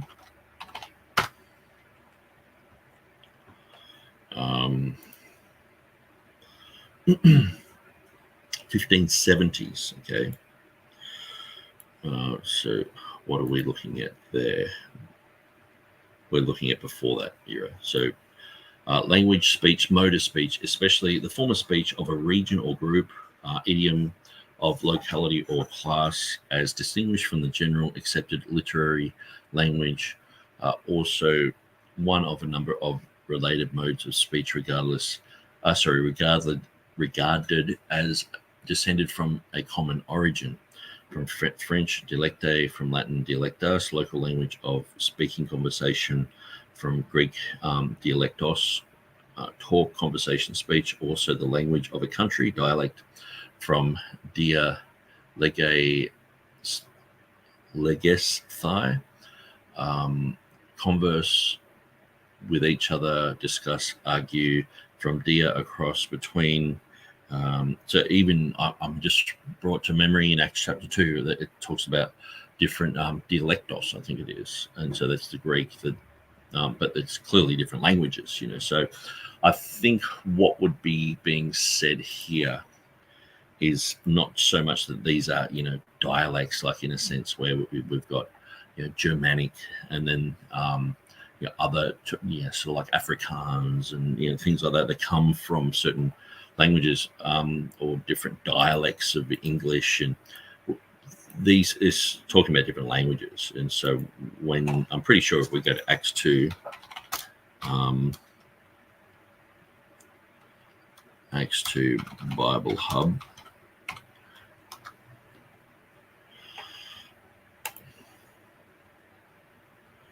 and if we go to the Greek,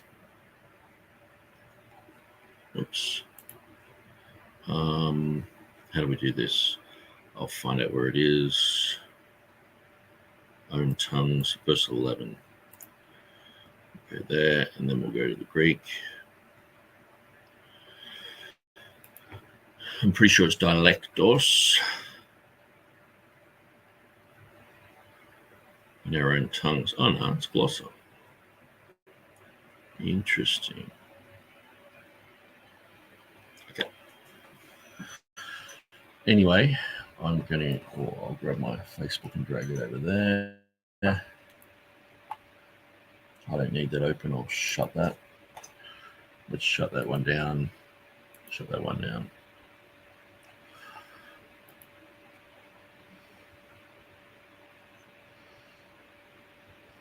Okay, so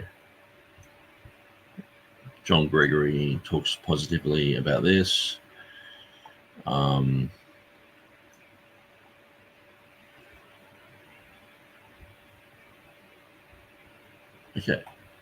Okay, so that's the guy I was searching for before. All right, so as you can see, he's sort of alluding to that this might just be the only Ethiopic that's ever been printed by Richard Brett. And so now if we go through, so I've got I've been going through some of the Ethiopic material, which is it's amazing how much of this stuff's online. Okay, that's a paraphrase of Erasmus, an overview of the Geese. Okay, so let's see. I might take a snap of that. Let's copy that image. I'll go to Paint. That'll be fine for this. It should be. Paste it.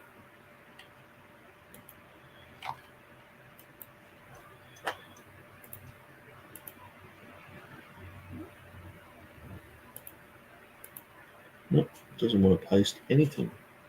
So I think I'll open Adobe Illustrator.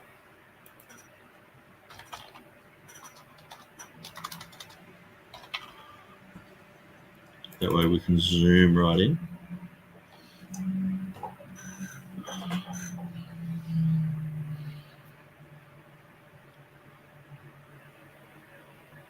And so here they talk about it's a Semitic group, hence related to Hebrew, Syriac, Chaldean, Ugaritic, Arabic, and the other Semitic languages of West Asia. Okay.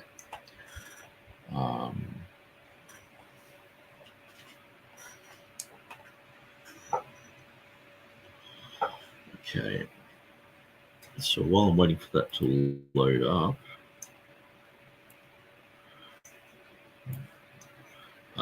so Helg, hey Helg, he has human tradition, and in brackets James White. What then is the defense of the critical text based on? Human naturalistic tradition based upon Griesbach and Westcott Hort. Yeah, it's like, well, one thing that I really like not like, but one thing that's really amazing, like when I was reading through Price, who was a New King James Version Old Testament guy, James Price. When you read, like someone asked him, so are you a Textus Receptus guy? And he's like, why would I believe in a bunch of manuscripts made by men? And it's like, okay.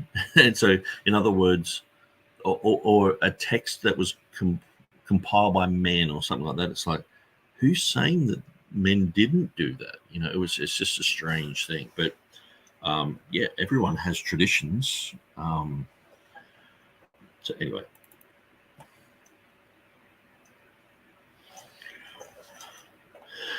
Let's drag this here.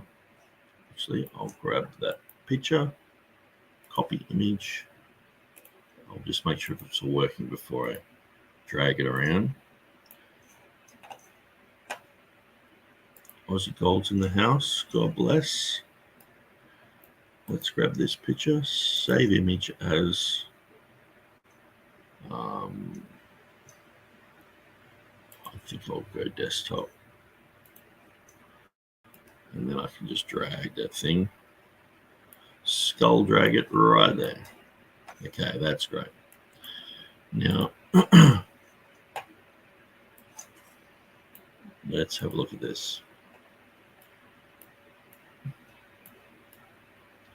So he's saying, TurretinFan's saying these letters are to be, you know, sort of, that they're not really, what does he exactly say? Sorry.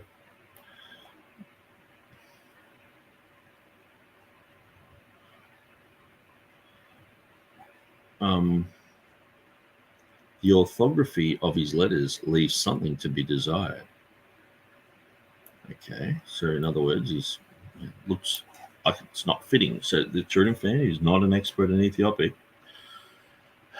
is saying that it's not really Ethiopic or not done properly. It looks ridiculous, sort of thing. Okay, so let's look at that letter. Very similar to that letter. And we'll just see if there's a different form of that. No, it does seem to be like that. It does have a little lift up that end. I'm not sure if there's any others that look like that. Okay, well, there's one that looks almost exactly, but it doesn't go through. But very similar. Okay, so I mean, I can't exactly find it here, but I would say if I kept looking, I'd probably find it. But it looks very similar to that one, the cha. Okay, so the U letter, and who knows if this is cursive. I mean, when you write in Hebrew, it looks like a completely different language when you write it in like school kids writing, like how they write it in a cursive way. Okay, so we're looking at it like a U letter. Let's have a look. The first letter there. Okay.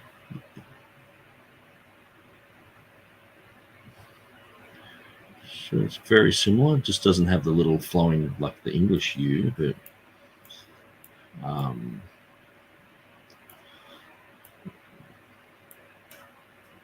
okay. And then it's like a little N. Okay, so a little N. Let's have a look.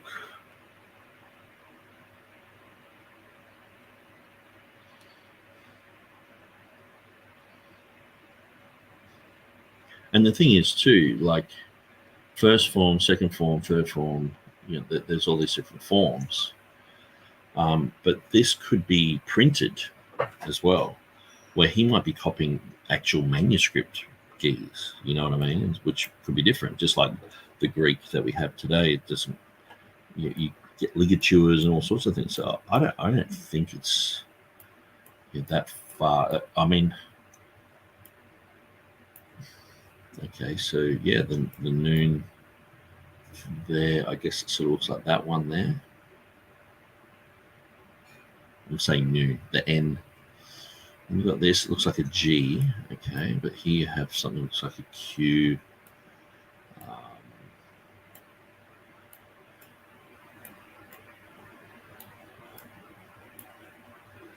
Okay.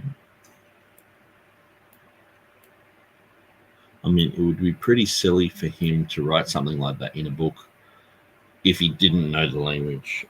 You know what I mean? And to be like, it's a bit like, you know, Noam Chomsky, you know, talks about the Hebrew language, and then he just sort of scribbles with his left hand, like, you know, that's sort of what TurretinFan's making out, that it's just a little bit looking a little bit doopy. Okay, so it's almost like a C with a line in it. Maybe it's one of these type of ones. But anyway, I'll go to a different one. Let's have a look at, say,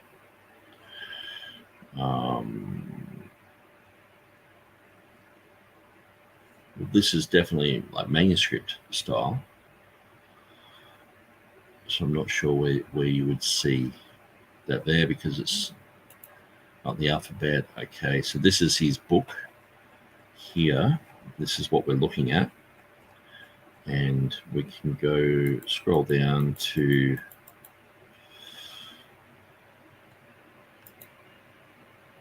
the page that we're talking about, which actually has a whole bunch of other characters on it.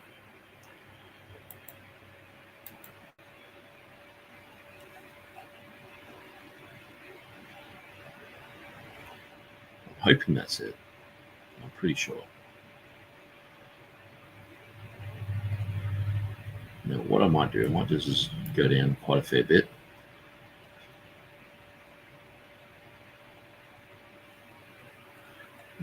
Okay, so Perry.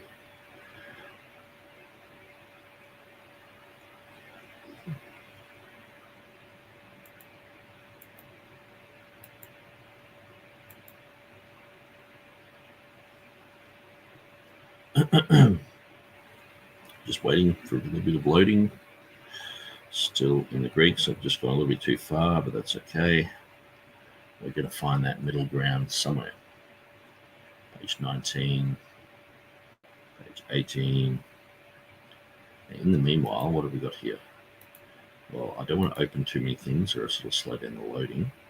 Okay, so that's just page 4 of that Greek. So let's go 2, 1. So this would be, I think, around this page. Maybe the next one.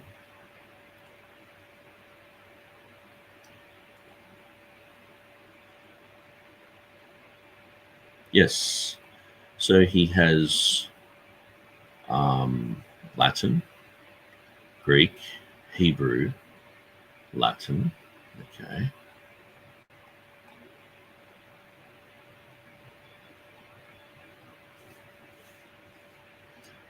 Chaldean, Syriac, Arabic, and Ethiopic. Okay. So, and it's sort of like, well, yeah, it doesn't really look that great. And it's like, well, so I guess, you know, Arabic was quite common. You wouldn't question that people were learning Arabic at that day, like even with Junius or Syriac with Tremellius. Like a scholar to go and look, like I'm pretty sure Junius was still alive, so he would have looked at this and read that like we read English. Would you be that bold to just put an Ethiopic thing there and not put the correct letters? You know, I don't know why. It just seems like another thing that TurretinFan's like, he's only written 6 words there, and that's all he ever published. And look at them; they look ridiculous, sort of thing. It's like, I don't know. So I'm going through a lot of Ethiopic material at the moment. We're looking at Tasfa going through his material, going through what other people have said about the Ethiopic, the 1548 New Testament in Ethiopic, printed in Rome by some Abyssinian priests, and sometimes too the words are Abyssinian. That's what people were using for Ethiopic. Sometimes Ethiopic was started with an A, Aethiopic. So we've got to be clear in our searches that we're searching, because people are like, oh, there's no other Ethiopic edition out there. And it's like, well, it's just spelt different. So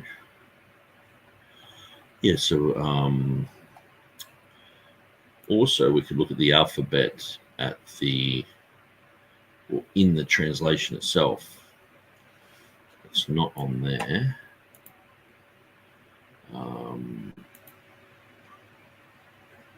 Okay, so we have the Gospel of Matthew. Let's jump down to the middle somewhere, see what it's about.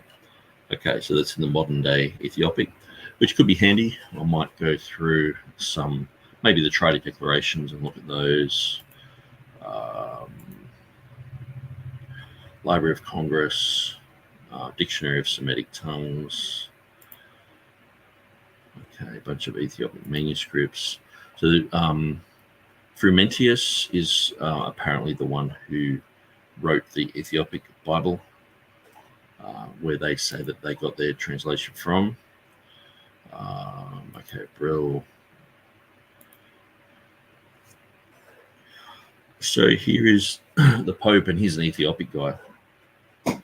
So this is supposed to be in 1439, so the Council of Florence, that an Ethiopic guy visited the Pope, and this was painted in 1588. So that's interesting.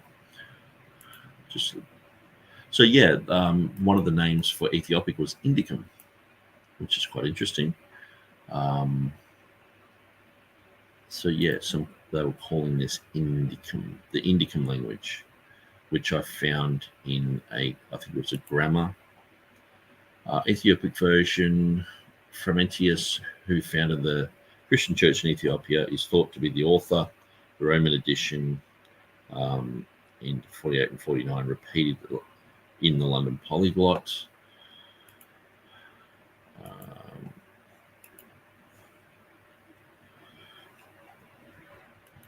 Okay, so this is concerning different language alphabets, which he calls Indica. So the Indica is the Ethiopic. So when we go down and search for this, which hopefully doesn't take up too much of the bandwidth.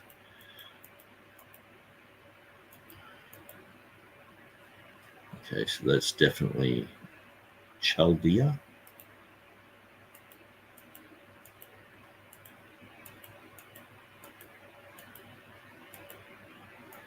So Arabica, actually, was it before that?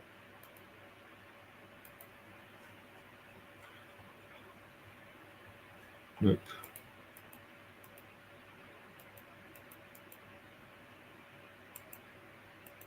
Okay, so the Arabic and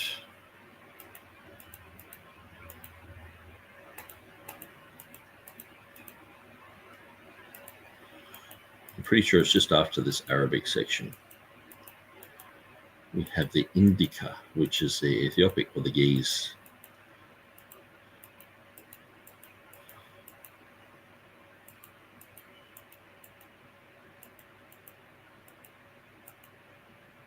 Indica. Now that would be good to translate through there, but we don't have time for that. But here is a bunch of letters. So let's grab that picture there, copy image, and we'll throw it into our picture here. I'll get rid of that one because we've already sort of looked at it. Paste. Okay, do any of these match up? You got this sort of like, it looks like fun. We saw it matched up in the other one. Okay, so it looks like a capital T with a line. So that's the one that seems to come closest to it.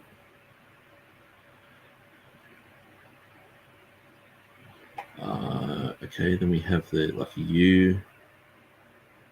It seems to be very similar up here.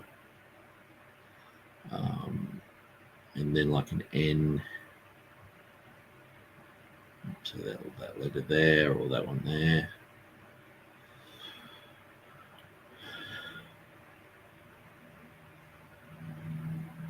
And then we have this sort of like G letter. Perhaps it's that one there, actually. But it does tend to loop around.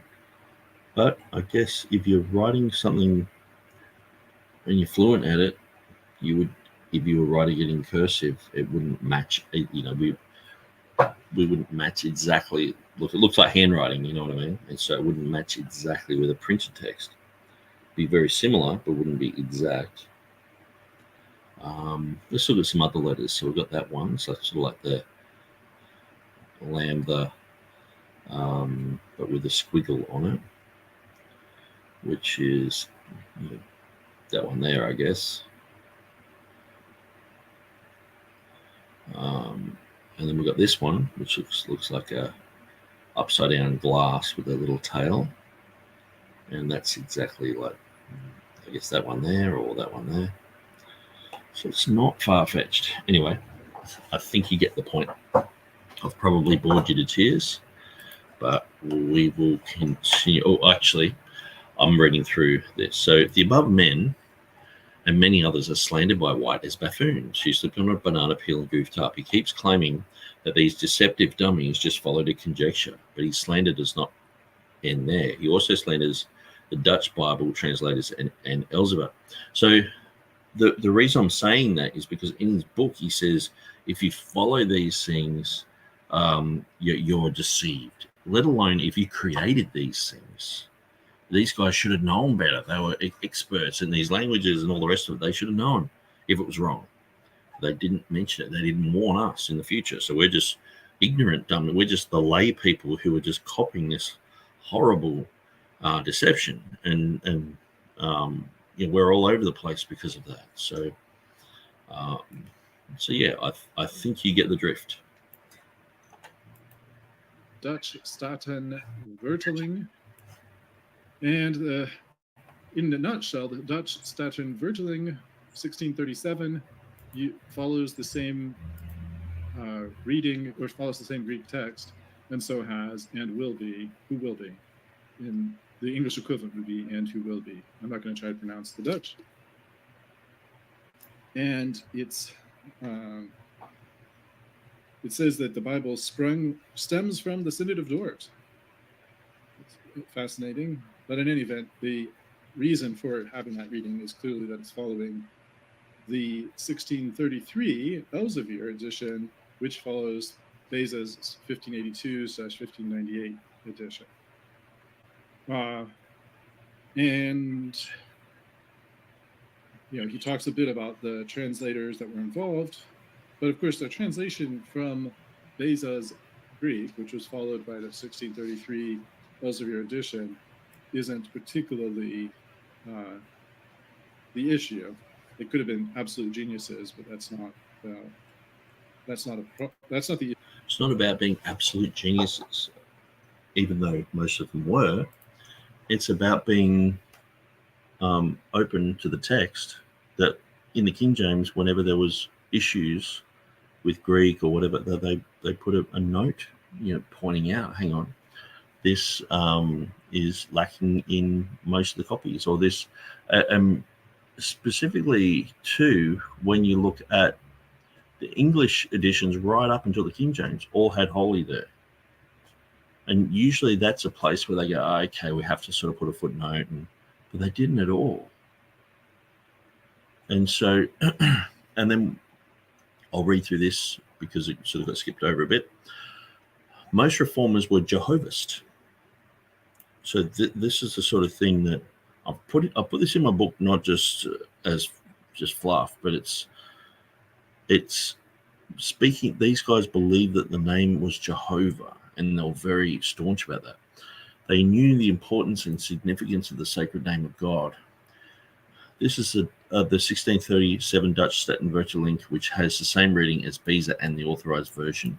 So it has ND Zilm Zal. So it's translated as "and who will be."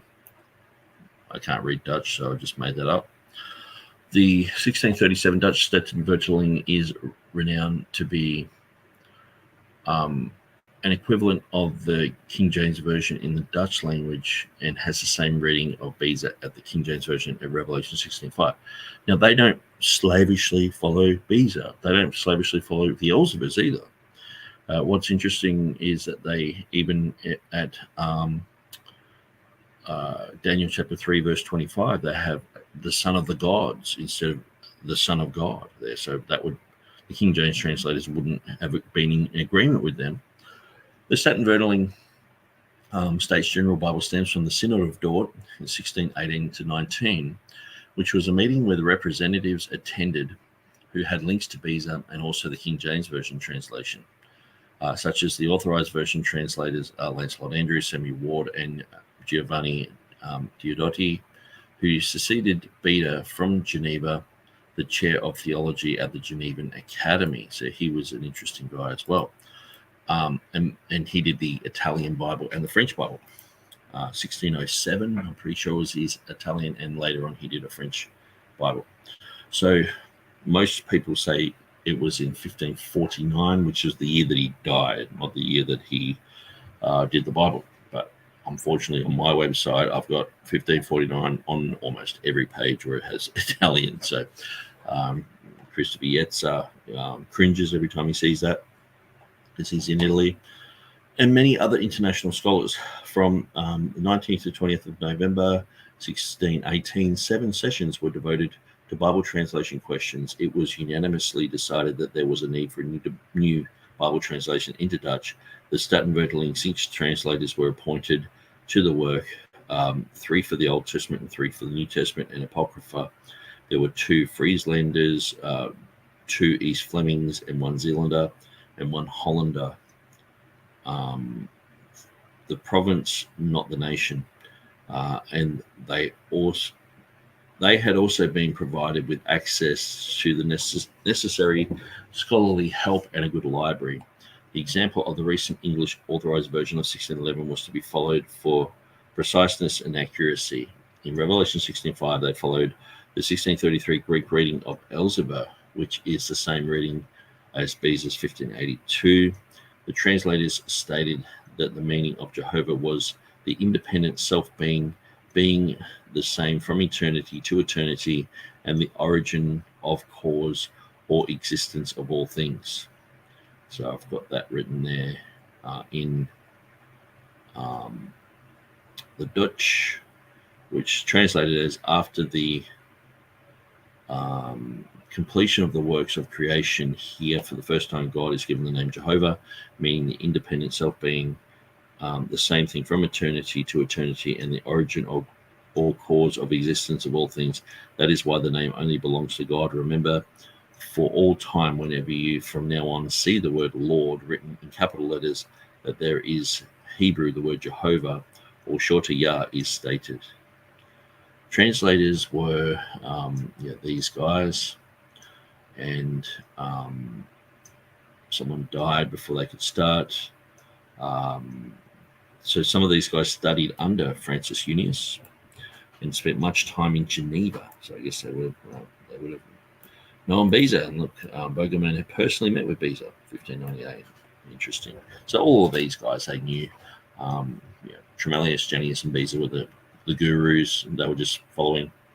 So it's a Statenvertaling. Notice it has Jehovah at the top there, which is interesting. Like many Bibles of the year, the name Jehovah is at the top of the page. It was very important to them in that generation. The Statenvertaling was written with specific guidelines for translation established by the Synod during the 8th session on November the 20th, 1618. 4 main instructions to the translators were that they always carefully adhere to the original text, and the manner of writing of the original languages be preserved as much as clarity and properties of Dutch speech permit. But in case where the Hebrew or Greek grammar of speech was harder than could remain in the text, that they note this in the margin. That they add as few words as possible to complete the meaning of a sentence, if it is not expressed fully, and that these words be distinguished from the text with a written font and placed between brackets. That they formulate a short and clear summary for each book and chapter, and write this in the margin at the respective locations in the Holy Scriptures. That they add a brief explanation providing insight to the translation of unclear passages, but in addition of lessons learned, is neither necessary nor advisable. Notice the Dutch Bible offered no explanation in the footnote of Revelation 16:5, just as the King James Version translators did not, revealing their confidence in the reading of Asomenos in the Elzevir 1633 text, reflecting Beza's earlier 1582. White seems to feel that the crowning Bible version of a Dutch and English language somehow slipped on a banana peel and goofed on the issue. The pinnacle of learning, the cream of the crop of the Reformation, along with all the 1611 translators, was again a blunder, a total goof up, which is true. He's saying they're deceived, they're following it out of Theodore Beza's mind and all this sort of stuff. And so yeah, I'm glad I read through that. Let's continue. I probably won't go on much further. I've nearly gone for 4 hours, and so let's just continue. Issue. It's not a translation problem. Now he says, Nick wraps it up with this odd comment. He says, notice the Dutch Bible offered no explanation in a footnote, just as the King James Version translators did not for Revelation 16:5, revealing their confidence in the reading of Asomenos. So I just want to say, this is not a great argument for Nick to make, because Nick doesn't accept that when the King James Version translators put footnotes, that shows a lack of confidence. So putting no footnote isn't a show of confidence. It is. Okay, so this is quite amazing. So is that a true statement then? Are you in agreement with me about the footnotes? Because my take is that the footnotes are simply there for lay people to, if they have a Geneva Bible, a Bishop's Bible, or an older Textus Receptus edition or whatever, they're like, oh, well, it reads this here. Why does it read that there? And it's to clarify things, not to bring more confusion like these modern Bibles do. And so, but they didn't even feel that this was worth putting in their Revelation 16:5. And so the thing is, where there are places of obscurity where there might be confusion or anything like that, they were to add these type of things. They were to put these things in the margin, but they didn't. And so, and neither did the Dutch Bible. And so, it's like, oh, that's not a good case to make. Well, I think it is a good case to make, because here you have a reading, like say Jacob is in the Bishop's Bible, it's in the Geneva Bible in Matthew 1:1, but it's not in the King James, and they have a marginal note saying some say Jacob. But here you don't see any marginal note at all. So they felt like it wasn't even worth mentioning, because it's so obvious that this is what it should say. So to me, that's quite strong evidence. Interesting that they don't put a footnote, since they are departing from the Bishop's Bible here, but they're just following Beza's printed text. So it's not like it's a translational difficulty to follow Beza's text here. In any event, he says White seems to feel, so when he says it seems this way, of course, it might seem that way to Nick, that the crowning Bible version of the Dutch and English language somehow slipped on a banana. No, I'm just reading what he says in the book, that you're deceived if you follow the reading of Beza.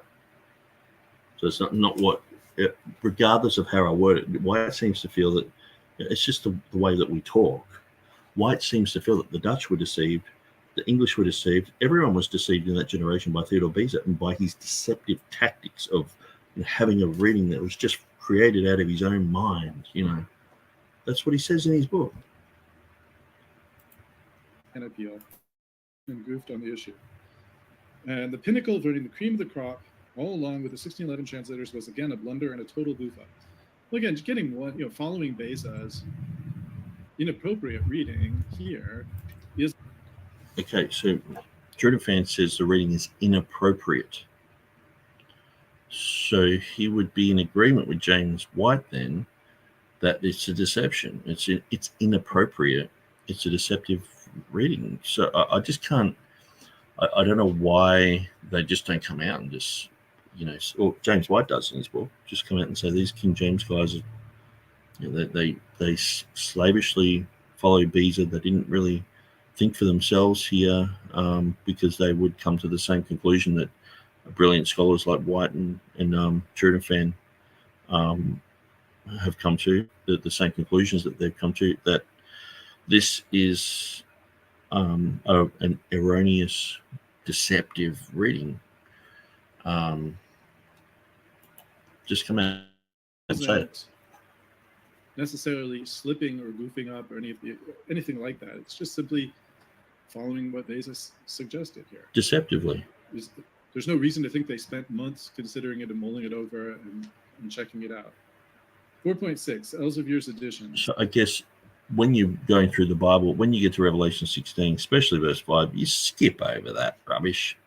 You don't translate it faithfully. I mean, when the King James translation, that when the 10 of them translated it separately, and then they amalgamated that into one, and then they gave it to all the other guys. So what happened when they got to Revelation 16:5? They were so tired by that time. They hadn't had a coffee. And they were just like, can anyone really be bothered with this sort of stuff? Does anyone want to just go shooting pigs or something? And they were like, well, what are we up to? Revelation 16:5. It's like, just do whatever Beza says. I don't really care, Just right. Look, how about we just, instead of all of us doing the translation separately, we'll just pretend we did that, and then we'll send it off to the others, and they won't care either. That's how we sort of, like, they didn't really give it any thought. They were just like, it's just Beza. But when you look at the notes of John Boyce, Samuel Ward, many others, they are taking meticulous notes of every single letter in the Greek, in the Latin, in Church Fathers' writings, even in the Catholic edition of the Douay Reams and the Bishop's Bible, earlier English Bibles. But no. When they got to Revelation 16:5, the bong came out and they started smoking cones and passing the bong around, because it's just, who really cares about that one? Listen to what's being said here. Let's listen to this. 16. Somehow slipped on a banana peel and goofed on the issue. And the pinnacle of learning the cream of the crop, all along with the 1611 translators, was again a blunder and a total goof up. Well, again, getting one, following Beza's inappropriate reading here isn't necessarily slipping or goofing up or anything like that. It's just simply following what Beza suggested here. There's no reason to think they spent months considering it and mulling it over and checking it out. 4.6, Elsevier's editions. 1624 of the Elsevier's Greek goes back to Hosios, but after much scholarly consideration, the latter 1633 Elsevier text changed to the Beza reading. Well, okay, so why would they change it to someone else? Did the scholars consider this? So is this scholarly consideration? And to know why Beza did this, do you have to exercise much scholarly consideration? You have to know these issues to adopt the reading. I mean, TurretinFan's gone through all this. Has he gone through much scholarly consideration? Yes. Have I gone through this? Much scholarly consideration. So why is that scoffed at? Because you just scoff at everything. You know what I mean? The first reading was Osios and the second reading was Asomenos. And that happened because of much scholarly consideration. Well, I guess too, they were looking at the King James translators, and when they got to Revelation 16, they were just like, pass the bong around, guys, or let's get drunk. They were all drinking, and King James was a pedophile too, and homosexual, and so he was just probably having sex with half of them. And so they were, influential on the Elzevirs too, I guess, and maybe they sent him a bag of cocaine or methamphetamine, and he got really smashed that night and didn't really give it much scholarly consideration. You know what I mean? I guess let's just put the reverse in there. Okay. The 1524 edition of Elzevirs edition has Ozios, but not really giving it much scholarly consideration at all. They just put in Asomenos. Which one would you say is true? But like the preeminent printers, the Elzevirs, do you know? Do I have to do a bog standard Wikipedia search? These are the Elzevirs. Do you know anything about the Elzevirs? The uncle and nephew team. Do you know anything about the trans or the guy who compiled the Greek? Do you know how many other books these guys were doing?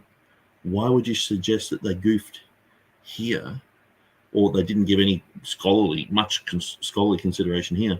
But on these other books, when you're trying to read through them and decipher them, it's like, wow, they've given a lot of scholarly consideration in these books. It's like, it's just amazing. And this is why it's so tiring at times to go through TurretinFan's material, because it's like just the lowest denominator each time. It's like you're at a restaurant and you're getting A+ service. They're putting a serviette in front of you. They're putting food in front of you. You got 5 different knives and forks to choose from, and they're bringing out entrees, and you're like, this is amazing. And you just like, they've put a lot of effort into this. TurretinFan's like, no, they haven't. That's speculation. It's like you're just sort of there going, are you living on the same planet I'm living on? So what I'll do, just for the sake of it, let's look up the, that's how you spell it, Elzevirs. I mean, even today they have a scholarly press. Oh, Open Library, publisher, Elzevirs.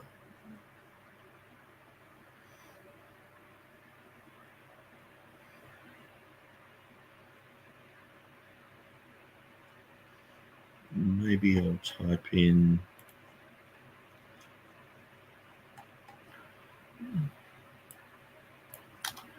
Elzevirs 1633. Maybe something will come up. Okay. House of Elzevirs.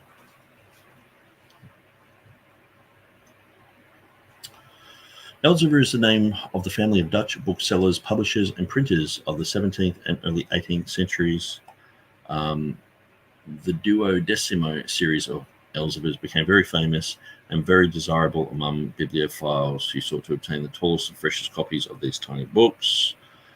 Blah, blah, blah, blah. Early history. Okay, so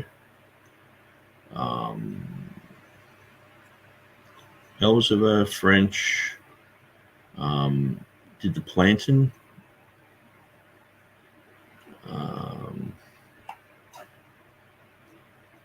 Okay, so Bonaventura Elzevirs, so he was around that time, is the most celebrated. So he, in partnership with his nephew Abraham, Elzevirs, his nephew Matthias, born in Leiden, Isaac Elzevirs, there's a whole family business here.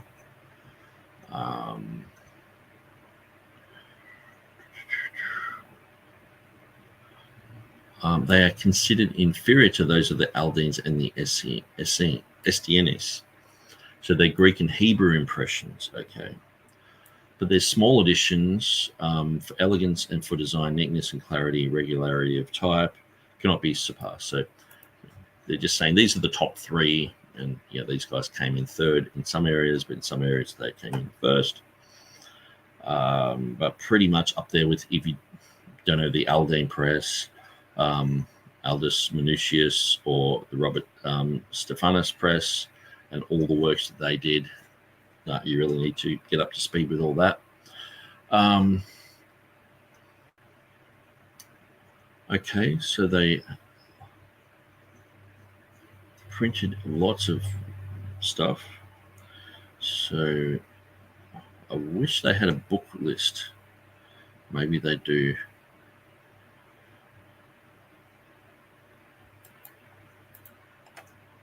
Okay, well, this is the Elzevir family.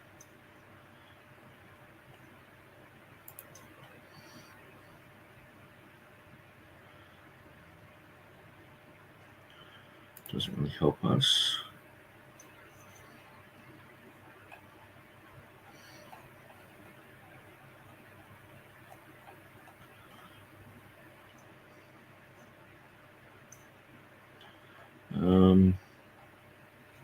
So what am I actually looking for? Well, I guess I'm just showing that these guys, I mean, even just that, in a sense where it's like, well, they weren't as good as Aldus and Stephanus, but in some editions they were, in the Greek and Hebrew.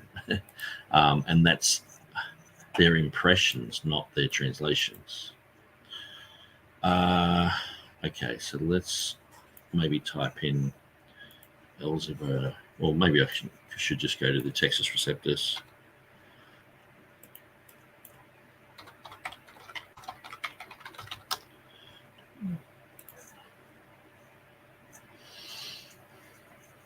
Okay, history. Okay, produced by Bonaventure and his nephew Abraham Elzevir, who are partners of the printing business in Leiden.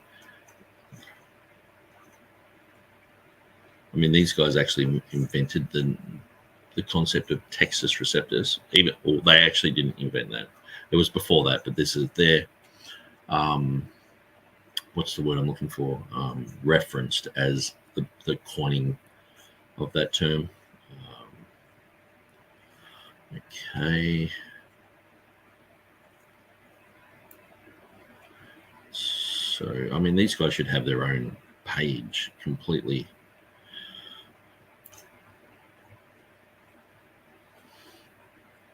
Okay. Maybe I'll look up the individual guys, because I know these guys printed it, but they had a scholar. They actually hired a scholar to help them with the work.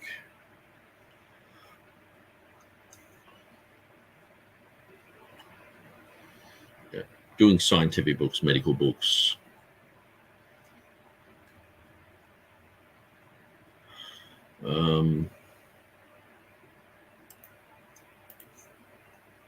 Okay, so anyway, there's not much that I can see that will help me sort of talk about that. So let's just let TurretinFan continue for a little bit. Again, this claim about scholarly consideration, I have no evidence that that's the case. If Nick wants to offer it, go for it. But the editions after the 1633 went back to Hosius again.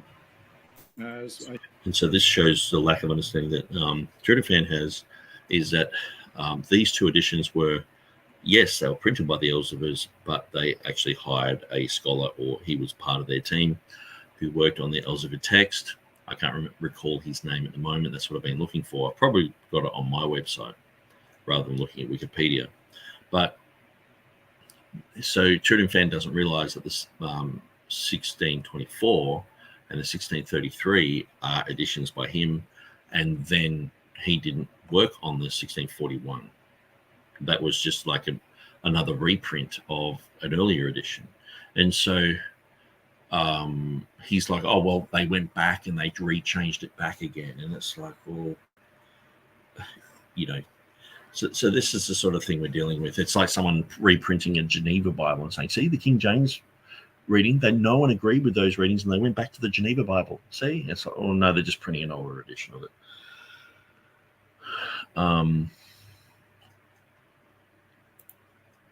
I think I've discussed elsewhere, but we could discuss in a separate episode. 1624 doesn't have it. 1633 has it. And then he mentions that Gill talks about the text and follows the text he has, which is the Textus Receptus text, the text underlying the English, which Gill is relying on.